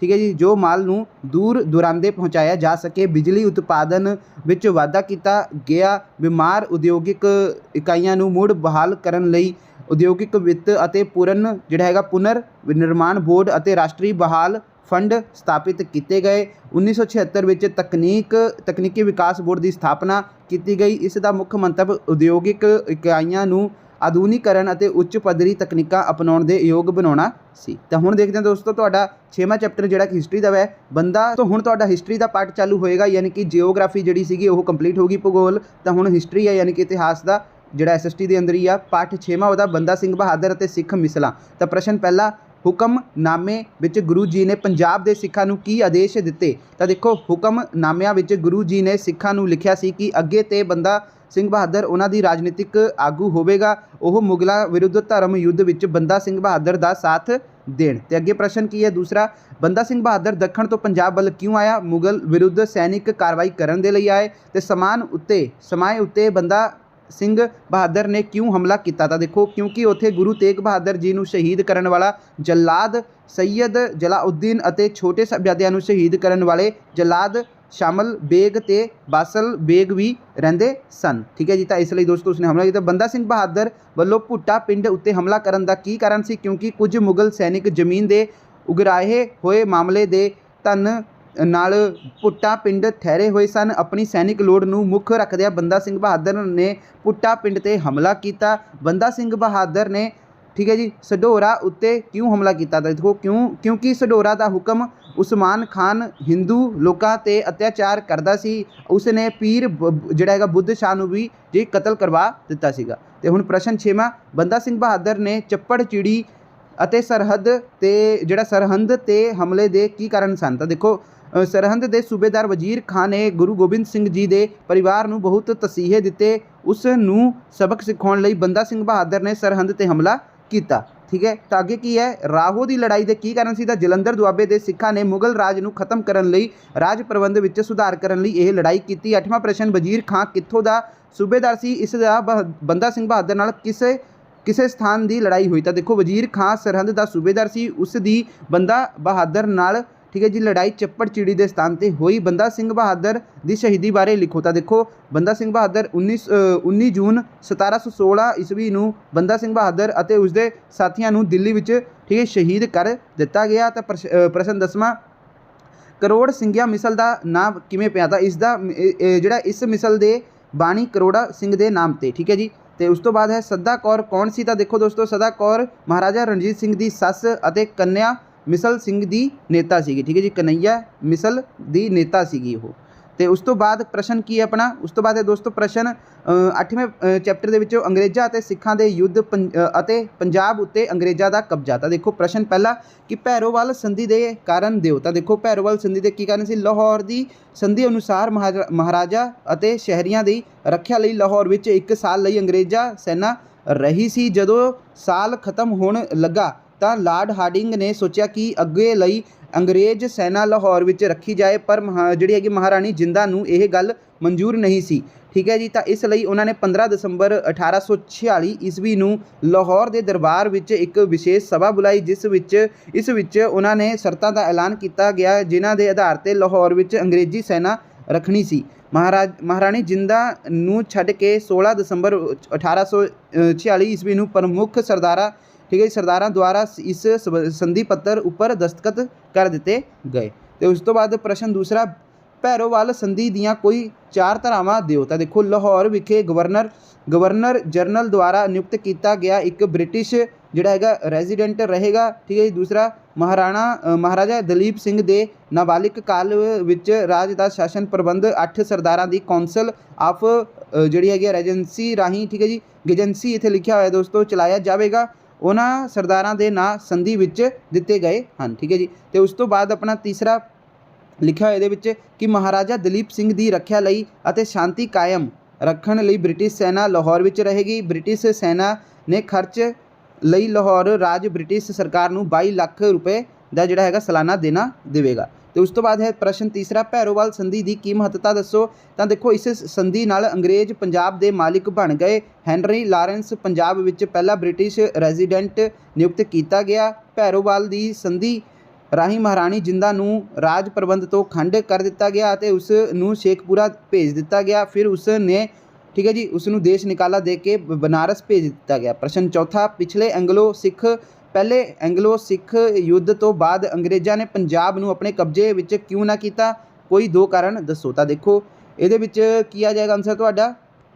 ਪੰਜਾਬ ਵਿੱਚ ਸ਼ਾਂਤੀ ਦੀ ਵਿਵਸਥਾ ਸਥਾਪਿਤ ਕਰਨ ਲਈ ਆਮਦਨ ਤੋਂ ਵੱਧ ਖਰਚਾ ਕਰਨਾ ਪੈਣਾ ਸੀ, ਇਸ ਲਈ ਹਾਰਡਿੰਗ ਪੰਜਾਬ ਨੂੰ ਅੰਗਰੇਜ਼ੀ ਸਾਮਰਾਜ ਵਿੱਚ ਮਿਲਾ ਕੇ ਖਰਚਾ ਨਹੀਂ ਵਧਾਉਣਾ ਚਾਹੁੰਦਾ ਸੀ। ਅਫਗਾਨਿਸਤਾਨ ਅਤੇ ਬ੍ਰਿਟਿਸ਼ ਰਾਜ ਸਰਕਾਰ ਜਿਹੜੀ ਬ੍ਰਿਟਿਸ਼ ਰਾਜ ਵਿਚਕਾਰ ਸਿੱਖ ਰਾਜ ਦਾ ਇੱਕ ਜਿਹੜਾ ਹੈਗਾ ਚੌਂਕ ਵਜੋਂ ਹੋਣਾ ਬਹੁਤ ਜ਼ਰੂਰੀ ਸੀਗਾ। ਠੀਕ ਹੈ ਜੀ, ਤੇ ਇਸ ਲਈ ਅੰਗਰੇਜ਼ਾਂ ਨੇ ਪੰਜਾਬ ਉੱਤੇ ਕਬਜ਼ਾ ਨਹੀਂ ਕੀਤਾ। ਲਾਰਡ ਹਾਰਡਿੰਗ ਪੰਜਾਬੀਆਂ ਨਾਲ ਇੱਕ ਅਜਿਹੀ ਸੰਧੀ ਕਰਨਾ ਚਾਹੁੰਦਾ ਸੀ ਜਿਸ ਨਾਲ ਪੰਜਾਬ ਕਮਜ਼ੋਰ ਪੈ ਜਾਵੇ, ਫਿਰ ਜਦੋਂ ਵੀ ਉਹ ਚਾਹੁਣ ਪੰਜਾਬ 'ਤੇ ਕਬਜ਼ਾ ਕਰ ਲੈਣ। ਤੇ ਪ੍ਰਸ਼ਨ ਪੰਜਵਾਂ ਅੱਗੇ ਕੀ ਹੈ? ਹਾਂਜੀ ਦੇਖੋ, ਤੇਰੋਵਾਲ ਦੀ ਸੰਧੀ ਤੋਂ ਬਾਅਦ ਅੰਗਰੇਜ਼ਾਂ ਨੇ ਰਾਣੀ ਜਿੰਦਾ ਨਾਲ ਕਿਸ ਤਰ੍ਹਾਂ ਦਾ ਸਲੂਕ ਕੀਤਾ? ਉੱਤਰ, ਭੈਰੋਵਾਲ ਦੀ ਸੰਧੀ ਨਾਲ ਮਹਾਰਾਣੀ ਜਿੰਦਾ ਨੂੰ ਰਾਜਨੀਤਿਕ ਅਧਿਕਾਰਾਂ ਤੋਂ ਵੰਚਿਤ ਕਰ ਦਿੱਤਾ ਗਿਆ। ਉਸ ਨੂੰ ਕੈਦ ਕਰ ਲਿਆ ਗਿਆ। 20 ਅਗਸਤ 1846 ਈਸਵੀ ਨੂੰ ਉਸ ਨੂੰ ਸ਼ੇਖਪੁਰਾ ਦੇ ਕਿਲੇ ਵਿੱਚ ਭੇਜ ਦਿੱਤਾ ਗਿਆ। ਉਸ ਦੀ ਜਿਹੜੀ ਪੈਨਸ਼ਨ ਨੂੰ ਘੱਟ ਕਰ ਦਿੱਤਾ ਗਿਆ। ਫਿਰ ਉਸ ਨੂੰ ਦੇਸ਼ ਨਿਕਾਲਾ ਦੇ ਕੇ ਬਨਾਰਸ ਭੇਜ ਦਿੱਤਾ ਗਿਆ। ਤੇ ਅੱਗੇ ਹੈ ਪ੍ਰਸ਼ਨ 8ਵਾਂ, ਮਹਾਰਾਜਾ ਦਲੀਪ ਸਿੰਘ ਬਾਰੇ ਤੁਸੀਂ ਕੀ ਜਾਣਦੇ ਹੋ? ਬ੍ਰਿਟਿਸ਼ ਸਰਕਾਰ ਨੇ ਲਾਹੌਰ ਦੀ ਸੰਧੀ ਅਨੁਸਾਰ ਦਲੀਪ ਸਿੰਘ ਨੂੰ ਮਹਾਰਾਜਾ ਸਵੀਕਾਰ ਕਰ ਲਿਆ। ਮਹਾਰਾਜਾ ਦਲੀਪ ਸਿੰਘ ਨੇ ਨਾਬਾਲਿਗ ਕਾਲ ਵਿੱਚ ਰਾਜ ਦਾ ਸ਼ਾਸਨ ਪ੍ਰਬੰਧ 8 ਸਰਦਾਰਾਂ ਦੀ ਕੌਂਸਲ ਆਫ ਜਿਹੜੀ ਹੈਗੀ ਗੇਜੈਂਸੀ ਦੁਆਰਾ ਚਲਾਇਆ ਜਾਣਾ ਸੀ। ਦੂਜੇ ਐਂਗਲੋ ਸਿੱਖ ਯੁੱਧ ਵਿੱਚ ਸਿੱਖਾਂ ਦੀ ਜਿਹੜੀ ਹਾਰ ਹੋਈ ਅਤੇ ਲਾਰਡ ਡਲਹੌਜੀ ਵੱਲੋਂ ਪੰਜਾਬ ਦੇ ਰਾਜ ਨੂੰ ठीक है समाप्त ਕਰਨ ਦਾ ਐਲਾਨ ਕਰ ਦਿੱਤਾ ਗਿਆ। ਮਹਾਰਾਜਾ ਦਲੀਪ ਸਿੰਘ ਨੂੰ ਗੱਦੀ ਤੋਂ ਉਤਾਰ ਦਿੱਤਾ ਗਿਆ। ਮਹਾਰਾਜਾ ਦਲੀਪ ਸਿੰਘ ਦੀ 4 ਤੋਂ 5 ਲੱਖ ਤੱਕ ਪੈਨਸ਼ਨ ਜਿਹੜੀ ਹੈ ਮੁਕਰਰ ਕਰ ਦਿੱਤੀ ਗਈ। ਪੰਜਾਬ ਦੀ ਸਾਰੀ ਸੰਪत्ति ਤੇ ਅੰਗਰੇਜ਼ਾਂ ਦਾ ਕਬਜ਼ਾ ਹੋ ਗਿਆ। ਤੇ ਉਸ ਤੋਂ ਬਾਅਦ ਪਾਠ 9ਵਾਂ ਆਜ਼ਾਦੀ ਦੇ ਸੰਘਰਸ਼ ਵਿੱਚ ਪੰਜਾਬ ਦੀ ਦੇਣ।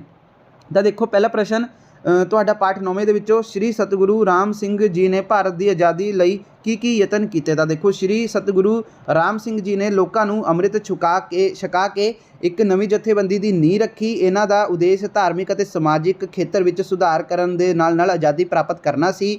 ਉਹਨਾਂ ਨੇ ਅੰਗਰੇਜ਼ੀ ਪ੍ਰਤੀ ਜਿਹੜੀ ਅਸਹਿਯੋਗ ਦੀ ਨੀਤੀ ਅਪਣਾਈ।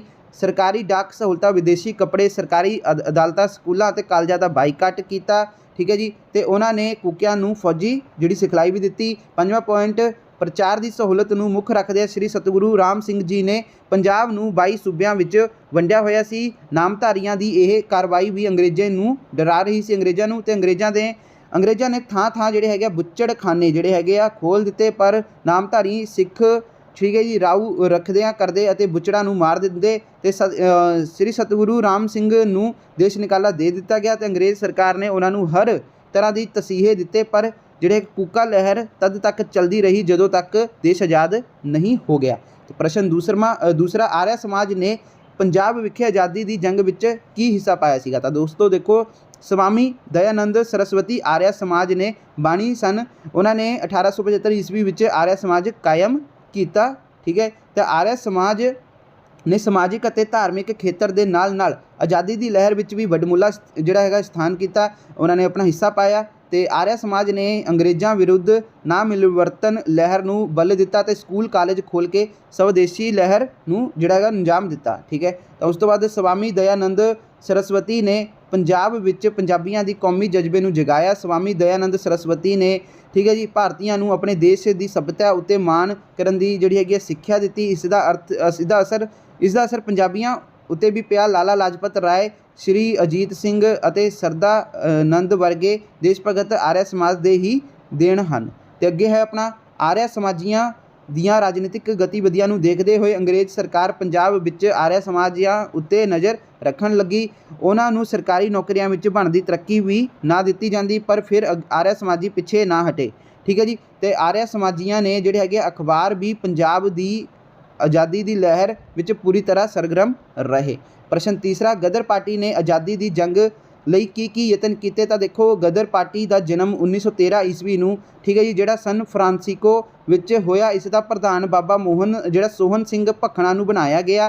ਠੀਕ ਹੈ ਜੀ। ਤੇ ਇਸ ਸੰਸਥਾ ਦੀ ਜਿਹੜੀ ਹੈਗੀ ਆ ਸਫਰ ਜਿਹੜੀ ਹੈਗੀ ਆ ਸਨ ਫਰਾਂਸਿਸਕੋ ਤੋਂ ਉਰਦੂ ਵਿੱਚ ਇੱਕ ਜਿਹੜੀ ਹੈਗੀ ਸਪਤਾਹਿਕ ਪੱਤਰ ਗਦਰ ਛਾਪਣਾ ਸ਼ੁਰੂ ਕੀਤਾ। ਜਿਹੜਾ ਹੈਗਾ ਸੰਪਾਦਨਾ ਦਾ ਕੰਮ ਕਰਤਾਰ ਸਿੰਘ ਸਰਾਭਾ ਨੂੰ ਸੌਂਪਿਆ ਗਿਆ। ਇਸ ਅਖਬਾਰ ਦੇ ਕਾਰਨ ਇਸ ਸੰਸਥਾ ਦਾ ਨਾਂ ਜਿਹੜਾ ਹੈਗਾ ਗਦਰ ਪਾਰਟੀ ਰੱਖਿਆ ਗਿਆ। ਇਸ ਸੰਸਥਾ ਦਾ ਉਦੇਸ਼ ਹਥਿਆਰਬੰਦ ਬਗਾਵਤ ਰਾਹੀਂ ਭਾਰਤ ਨੂੰ ਆਜ਼ਾਦ ਕਰਵਾਉਣਾ ਸੀ। ਇਸ ਲਈ ਇਸ ਪਾਰਟੀ ਨੇ ਹੇਠ ਲਿਖੇ ਜਿਹੜੀਆਂ ਹੈਗੀਆਂ ਕਾਰਵਾਈਆਂ ਕਰਨ ਦੇ ਸੁਝਾਅ ਰੱਖੇ। ਯਾਨੀ ਕਿ ਸੈਨਾ ਵਿੱਚ ਬਗਾਵਤ ਦਾ ਪ੍ਰਚਾਰ, ਅੰਗਰੇਜ਼ਾਂ ਦੀਆਂ ਜਿਹੜੀਆਂ ਹੈਗੀਆਂ ਪਿੱਠੂਆਂ ਦੀ ਜਿਹੜੀ ਹੱਤਿਆ ਕਰਨਾ, ਜੇਲਾਂ ਤੋੜਨਾ, ਸਰਕਾਰੀ ਖਜ਼ਾਨੇ ਅਤੇ ਥਾਂ ਲੁੱਟੇ ਠੀਕ ਹੈ ਜੀ ਲੁੱਟਣੇ ਤੇ ਕ੍ਰਾਂਤੀਕਾਰੀਆਂ ਸਹਿਤ ਛਾਪਣਾ ਅਤੇ ਵੰਡਣਾ, ਅੰਗਰੇਜ਼ਾਂ ਦੇ ਦੁਸ਼ਮਣਾਂ ਦੀ ਸਹਾਇਤਾ ਕਰਨੀ, ਹਥਿਆਰ ਇਕੱਠੇ ਕਰਨੇ, ਰੇਲਵੇ ਡਾਕ ਤਾਰ ਨੂੰ ਨੁਕਸਾਨ ਪਹੁੰਚਾਉਣਾ ਤੇ ਭੰਨਤੋੜ ਕਰਨੀ, ਕ੍ਰਾਂਤੀਕਾਰੀਆਂ ਨੂੰ ਦਾ ਜਿਹੜਾ ਹੈਗਾ ਝੰਡਾ ਲਹਿਰਾਉਣਾ ਤੇ ਕ੍ਰਾਂਤੀਕਾਰੀ ਨੌਜਵਾਨ ਦੀ ਸੂਚੀ ਤਿਆਰ ਕਰਨਾ। ਗਦਰ ਪਾਰਟੀ ਦੀ ਅਗਵਾਈ ਠੀਕ ਹੈ ਜੀ ਰਾਸ ਬਿਹਾਰੀ ਬੋਸ ਨੇ ਕੀਤੀ। ਰਾਸ ਬਿਹਾਰੀ ਬੋਸ ਨੇ ਥਾਂ ਪ੍ਰਚਾਰ ਭੇਜ ਕੇ ਫੌਜੀਆਂ ਨੂੰ ਬਗਾਵਤ ਲਈ ਤਿਆਰ ਕੀਤਾ। ਕਰਤਾਰ ਸਿੰਘ ਜਿਹੜਾ ਹੈਗਾ ਸਰਾਭਾ ਨੇ ਗਦਰ ਕੱਢਣ ਲਈ ਪ੍ਰੈਸ ਚਾਲੂ ਕਰਨੀ ਚਾਹੀ ਪਰ ਅਸਫਲ ਰਿਹਾ। ਫਿਰ ਉਹ ਠੀਕ ਹੈ ਜੀ ਉਸ ਰਾਹੀਂ ਗਦਰ ਗੁੰਜ ਕੱਢਦਾ ਰਿਹਾ। ਆਜ਼ਾਦ ਭਾਰਤ ਲਈ ਇੱਕ ਝੰਡਾ ਜਿਹੜਾ ਹੈਗਾ ਤਿਆਰ ਕੀਤਾ ਗਿਆ ਜਿਸ ਨੂੰ ਸਭ ਥਾਵਾਂ 'ਤੇ ਕਰਤਾਰ ਸਿੰਘ ਸਰਾਭਾ ਨੇ ਹੀ ਵੰਡਿਆ। 46 ਕ੍ਰਾਂਤੀਕਾਰੀਆਂ ਨੂੰ ਫਾਂਸੀ ਹੋਈ। ਕਈ ਕ੍ਰਾਂਤੀਕਾਰੀਆਂ ਨੂੰ ਉਮਰ ਕੈਦ ਦੀ ਦਿੱਤੀ ਗਈ ਪਰ ਅੰਤ ਵਿੱਚ ਇਹ ਲਹਿਰ ਨਾਕਾਮਯਾਬ ਹੋਈ। ਤੇ ਅੱਗੇ ਹੈ ਪ੍ਰਸ਼ਨ ਚੌਥਾ ਦੇਖੋ ਕਾਮਾਗਾਟਾ ਮਾਰੂ ਜਹਾਜ਼ ਦੀ ਦੁਰਘਟਨਾ ਦਾ ਵਰਣਨ ਕਰੋ। ਤਾਂ ਦੇਖੋ ਅੰਗਰੇਜ਼ ਸਰਕਾਰ ਦੇ ਆਰਥਿਕ ਕਾਨੂੰਨਾਂ ਨੇ ਪੰਜਾਬੀ ਲੋਕਾਂ ਨੂੰ ਕਮਜ਼ੋਰ ਕਰ ਦਿੱਤਾ ਸੀ। ਸਿੱਟੇ ਵਜੋਂ ਪੰਜਾਬੀ ਲੋਕ ਰੋਟੀ ਰੋਜ਼ੀ ਦੀ ਭਾਲ ਵਿੱਚ ਵਿਦੇਸ਼ ਜਾਣ ਲੱਗ ਪਏ। ਪੰਜਾਬੀ ਲੋਕ ਕੈਨੇਡਾ ਵੀ ਪੁੱਜ ਰਹੇ ਸਨ ਪਰ ਕੈਨੇਡਾ ਸਰਕਾਰ ਨੇ ਇੱਕ ਕਾਨੂੰਨ ਪਾਸ ਕੀਤਾ ਕਿ ਅੱਗੇ ਉਹੀ ਭਾਰਤੀ ਲੋਕ ਕੈਨੇਡਾ ਪੁੱਜ ਸਕਣਗੇ ਜਿਹੜਾ ਆਪਣੇ ਦੇਸ਼ ਦੀ ਕਿਸੇ ਬੰਦਰਗਾਹ 'ਤੇ ਬੈਠ ਕੇ ਠੀਕ ਹੈ ਜੀ ਬੈਠ ਕੇ ਕੈਨੇਡਾ ਆਉਣਗੇ। 24 ਜਨਵਰੀ 1913 ਈਸਵੀ ਨੂੰ ਜਿਹੜਾ ਹੈਗਾ ਕੈਨੇਡਾ ਦੀ ਹਾਈ ਕੋਰਟ ਨੇ ਭਾਰਤੀਆਂ ਉੱਤੇ ਲਗਾਈ ਪਾਬੰਦੀਆਂ ਨੂੰ ਰੱਦ ਕਰ ਦਿੱਤਾ ਗਿਆ, ਪਰ ਕੋਈ ਵੀ ਜਹਾਜ਼ ਕੰਪਨੀ ਕੈਨੇਡਾ ਦੇ ਵਤੀਰੇ ਤੋਂ ਡਰਦੀ ਹੋਈ ਪੰਜਾਬੀ ਮੁਸਾਫਰਾਂ ਨੂੰ ਕੈਨੇਡਾ ਉਤਾਰਨ ਦੀ ਜ਼ਿੰਮੇਵਾਰੀ ਨਹੀਂ ਸੀ ਲੈ ਰਹੀ। ਉਸ ਸਮੇਂ ਪਿੰਡ ਜਿਹੜਾ ਹੈਗਾ ਸਰਹਾਲੀ ਦੇ ਬਾਬਾ ਗੁਰਦਿੱਤ ਸਿੰਘ ਨੇ ਜਾਪਾਨ ਤੋਂ ਜਿਹੜਾ ਹੈਗਾ ਕਾਮਾਗਾਟੂ ਮਾਰੂ ਜਹਾਜ਼ ਕਿਰਾਏ 'ਤੇ ਲੈ ਲਿਆ। ਭਾਰਤੀ ਮੁਸਾਫਰਾਂ ਨੂੰ ਲੈਂਦਾ ਹੋਇਆ ਕਾਮਾਗਾਟੂ ਜਿਹੜਾ ਹੈਗਾ ਕਾਮਾਗਾਟਾ ਮਾਰੂ, ਠੀਕ ਹੈ ਜੀ, ਕਾਮਾਗਾਟਾ ਮਾਰੂ ਜਹਾਜ਼ 23 ਮਈ 1914 ਈਸਵੀ ਨੂੰ ਵੈਨਕੂਵਰ ਦੀ ਬੰਦਰਗਾਹ ਉੱਤੇ ਪਹੁੰਚਾ ਕਰ ਮੁਸਾਫਰਾਂ ਨੂੰ ਬੰਦਰਗਾਹ ਉੱਤੇ ਨਾ ਉਤਾਰਨ ਦਿੱਤਾ ਗਿਆ, ਠੀਕ ਹੈ ਜੀ। ਉੱਤੇ ਪਹੁੰਚਾ ਕਰ ਮੁਸਾਫਰਾਂ ਨੂੰ ਬੰਦਰਗਾਹ ਉੱਤੇ ਨਾ ਉਤਾਰਨ ਜਿਹੜਾ ਹੈਗਾ, ਠੀਕ ਹੈ, ਨਾ ਦਿੱਤਾ ਗਿਆ। ਅੰਤ ਨੂੰ ਭਾਰਤੀਆਂ ਨੇ ਵਾਪਸ ਜਾਣਾ ਮੰਨ ਲਿਆ। 23 ਜੁਲਾਈ 1914 ਈਸਵੀ ਨੂੰ ਜਿਹੜਾ ਹੈਗਾ ਕਾਮਾਗਾਟਾ ਮਾਰੂ ਜਹਾਜ਼ ਵੈਨਕੂਵਰ ਤੋਂ ਭਾਰਤ ਵੱਲ ਵਾਪਸ ਚੱਲ ਪਿਆ। ਜਦੋਂ ਜਹਾਜ਼ ਚੁਗਲੀ ਦਰਿਆ ਵਿੱਚ ਪੁੱਜਾ ਤਾਂ ਲਾਹੌਰ ਦਾ ਅੰਗਰੇਜ਼ ਡਿਪਟੀ ਕਮਿਸ਼ਨਰ ਉੱਥੇ ਪਹੁੰਚ ਗਿਆ। ਯਾਤਰੀਆਂ ਦੀ ਤਲਾਸ਼ੀ ਲੈਣ ਮਗਰੋਂ ਜਹਾਜ਼ ਨੂੰ, ਠੀਕ ਹੈ ਜੀ, ਵਜਬ ਘਾਟ 'ਤੇ ਖੜਾ ਕਰ ਦਿੱਤਾ ਗਿਆ ਅਤੇ ਯਾਤਰੀਆਂ ਨੂੰ ਕਿਹਾ ਕਿ ਉਹਨਾਂ ਨੂੰ ਉੱਥੇ ਹੀ ਰੇਲ ਰਾਹੀਂ ਪੰਜਾਬ ਭੇਜਿਆ ਜਾਵੇਗਾ। ਉਹਨਾਂ ਨੂੰ ਜਹਾਜ਼ ਵਿੱਚ ਉਤਾਰ ਦਿੱਤਾ ਗਿਆ। ਸ਼ਾਮ ਸਮੇਂ ਰੇਲਵੇ ਸਟੇਸ਼ਨ 'ਤੇ ਬੈਠੇ ਪੰਜਾਬੀਆਂ ਉੱਤੇ ਪੁਲਿਸ ਨੇ ਗੋਲੀ ਚਲਾ ਦਿੱਤੀ। ਸਿੱਟੇ ਵਜੋਂ 40 ਬੰਦੇ ਸ਼ਹੀਦ ਅਤੇ ਬਹੁਤ ਸਾਰੇ ਜਿਹੜੇ ਜ਼ਖਮੀ ਹੋ ਗਏ। ਪ੍ਰਸ਼ਨ ਪੰਜਵਾਂ, ਜਲਿਆਂਵਾਲਾ ਬਾਗ ਦੀ ਜਿਹੜੀ ਦੁਰਘਟਨਾ ਦਾ ਵਰਣਨ ਕਰੋ। ਤਾਂ very important question answer. 13 March 1919 ਈਸਵੀ ਨੂੰ ਮਹਾਤਮਾ ਗਾਂਧੀ ਨੇ ਰੌਲਟ ਬਿੱਲ ਨੂੰ ਅਸਫਲ ਬਣਾਉਣ ਲਈ ਹੜਤਾਲ ਕਰ ਦਿੱਤੀ। ਸਿੱਟੇ ਵਜੋਂ ਪੰਜਾਬ ਦੇ ਜਿਹੜੇ ਹੈਗੇ ਕੁਝ ਸ਼ਹਿਰਾਂ ਵਿੱਚ ਫਸਾਦ ਹੋ ਗਏ, ਠੀਕ ਹੈ ਜੀ। ਜਿਹੜੇ ਉਸ ਤੋਂ ਬਾਅਦ ਵਿਗੜੇ ਹਾਲਾਤਾਂ ਦੇ ਕਾਬੂ ਪਾਉਣ ਲਈ ਡਿਪਟੀ ਕਮਿਸ਼ਨਰ ਨੇ ਸੂਬੇ ਦੇ 2 ਪ੍ਰਸਿੱਧ ਨੇਤਾਵਾਂ ਡਾਕਟਰ ਜਿਹੜਾ ਹੈਗਾ ਸਤਿਆਪਾਲ ਅਤੇ ਡਾਕਟਰ ਕਿਚਲੂ ਨੂੰ ਗ੍ਰਿਫਤਾਰ ਕਰ ਲਿਆ। ਜਦੋਂ ਸ਼ਹਿਰ ਵਾਸੀਆਂ ਨੂੰ ਇਹਨਾਂ ਦੀ ਗ੍ਰਿਫਤਾਰੀ ਦਾ ਪਤਾ ਜਿਹੜਾ ਹੈਗਾ ਲੱਗਾ ਤਾਂ ਲੋਕਾਂ ਦਾ ਇੱਕ ਹੁਜਮ ਬੜੀ ਸ਼ਾਂਤੀਪੂਰਵਕ ਢੰਗ ਨਾਲ ਡਿਪਟੀ ਕਮਿਸ਼ਨਰ ਦੀ ਕੋਠੀ ਵੱਲ ਚੱਲ ਪਿਆ, ਪਰ ਉਹਨਾਂ ਲੋਕਾਂ ਨੂੰ ਹਲੇ ਦਰਵਾਜ਼ੇ ਦੇ ਬਾਹਰ ਰੋਕ ਲਿਆ ਗਿਆ ਸੀਗਾ। ਅੰਗਰੇਜ਼ ਸੈਨਿਕਾਂ ਨੇ ਉਹਨਾਂ ਉੱਤੇ ਗੋਲੀਆਂ ਚਲਾ ਦਿੱਤੀ। ਬਹੁਤ ਸਾਰੇ ਲੋਕ ਜ਼ਖਮੀ ਹੋ ਗਏ। ਅਸ਼ਾਂਤੀ ਹੋਏ, ਠੀਕ ਹੈ ਜੀ, ਅਤੇ ਕ੍ਰੋਧ ਦੇ ਵਾਤਾਵਰਣ ਵਿੱਚ ਅੰਮ੍ਰਿਤਸਰ ਅਤੇ ਪਿੰਡਾਂ ਦੇ ਲਗਭਗ 25,000 ਲੋਕ 13 ਅਪ੍ਰੈਲ 1900 ਈਸਵੀ ਨੂੰ ਵਿਸਾਖੀ ਵਾਲੇ ਦਿਨ ਜਲਿਆਂਵਾਲੇ ਬਾਗ ਵਿੱਚ ਜਲਸਾ ਕਰਨ ਲਈ ਇਕੱਠੇ ਹੋਏ। ਜਨਰਲ ਡਾਇਰ ਨੇ ਅਜਿਹੇ ਜਲਸਿਆਂ ਨੂੰ ਗੈਰ ਕਾਨੂੰਨੀ ਕਰਾਰ ਦਿੱਤਾ ਅਤੇ ਜਲਿਆਂਵਾਲੇ ਬਾਗ ਵਿੱਚ ਜਦੋਂ ਜਲਸਾ ਹੋ ਹੀ ਰਿਹਾ ਸੀਗਾ ਤਾਂ ਜਨਰਲ ਡਾਇਰ ਨੇ ਆਪਣੇ 150 ਸੈਨਿਕਾਂ ਸਮੇਤ ਜਲਿਆਂਵਾਲੇ ਬਾਗ ਦੇ ਦਰਵਾਜ਼ੇ ਅੱਗੇ ਪਹੁੰਚ ਗਿਆ ਤੇ ਬਾਗ ਵਿੱਚ ਜਾਣ ਲਈ, ਠੀਕ, ਕੇਵਲ ਇੱਕੋ ਤੰਗ ਜਿਹਾ ਰਸਤਾ ਸੀ, ਠੀਕ ਹੈ। ਤਾਂ ਜਨਰਲ ਡਾਇਰ ਨੇ ਉਸੇ ਰਸਤੇ ਅੱਗੇ ਖੋਲ੍ਹ ਕੇ ਲੋਕਾਂ ਨੂੰ 3 ਮਿੰਟਾਂ ਦੇ ਅੰਦਰ ਤਿੱਤਰ ਬਿੱਤਰ ਹੋਣ ਦਾ ਹੁਕਮ ਦਿੱਤਾ, ਜੋ ਕਿ ਅਸੰਭਵ ਸੀ। ਜਨਰਲ ਡਾਇਰ ਨੇ 3 ਮਿੰਟਾਂ ਮਗਰੋਂ ਗੋਲੀ ਦੇ ਹੁਕਮ ਦੇ ਦਿੱਤੇ। ਲਗਭਗ 1000 ਦੇ ਜਿਹੜੇ ਲੋਕ ਮਾਰੇ ਗਏ ਅਤੇ 3000 ਤੋਂ ਵੱਧ ਲੋਕ ਜ਼ਖਮੀ ਹੋ ਗਏ। ਤਾਂ ਠੀਕ ਹੈ ਜੀ, ਇਹ ਇਹਦੇ ਵਿੱਚ ਜਲਿਆਂਵਾਲਾ ਬਾਗ ਦਾ ਕਾਂਡ ਸੀਗਾ। ਤੇ ਪ੍ਰਸ਼ਨ 6ਵਾਂ, ਅਕਾਲੀ ਲਹਿਰ ਨੇ ਆਜ਼ਾਦੀ ਦੀ ਜੰਗ ਵਿੱਚ ਕੀ ਯੋਗਦਾਨ ਪਾਇਆ? ਤਾਂ ਦੇਖੋ, ਸਿੱਖਾਂ ਦੇ ਯਤਨਾਂ ਨਾਲ 16 ਨਵੰਬਰ 1920 ਈਸਵੀ ਨੂੰ ਸ਼੍ਰੋਮਣੀ ਗੁਰਦੁਆਰਾ ਪ੍ਰਬੰਧਕ ਕਮੇਟੀ ਹੋਂਦ ਵਿੱਚ ਆਈ ਤੇ 14 ਦਸੰਬਰ 1920 ਈਸਵੀ ਨੂੰ ਸ਼੍ਰੋਮਣੀ ਅਕਾਲੀ ਦਲ ਹੋਂਦ ਵਿੱਚ ਆਈ। ਤਾਂ ਦੇਖੋ, ਅਕਾਲੀ ਜਥੀਆਂ ਨੇ, ਠੀਕ, ਜਿਹੜੀ ਹੈਗੇ ਮਹੱਤਾ ਕੋਲ ਗੁਰਦੁਆਰਿਆਂ ਨੂੰ ਖਾਲੀ ਕਰਾਉਣ ਦਾ ਕੰਮ ਆਰੰਭ ਕੀਤਾ।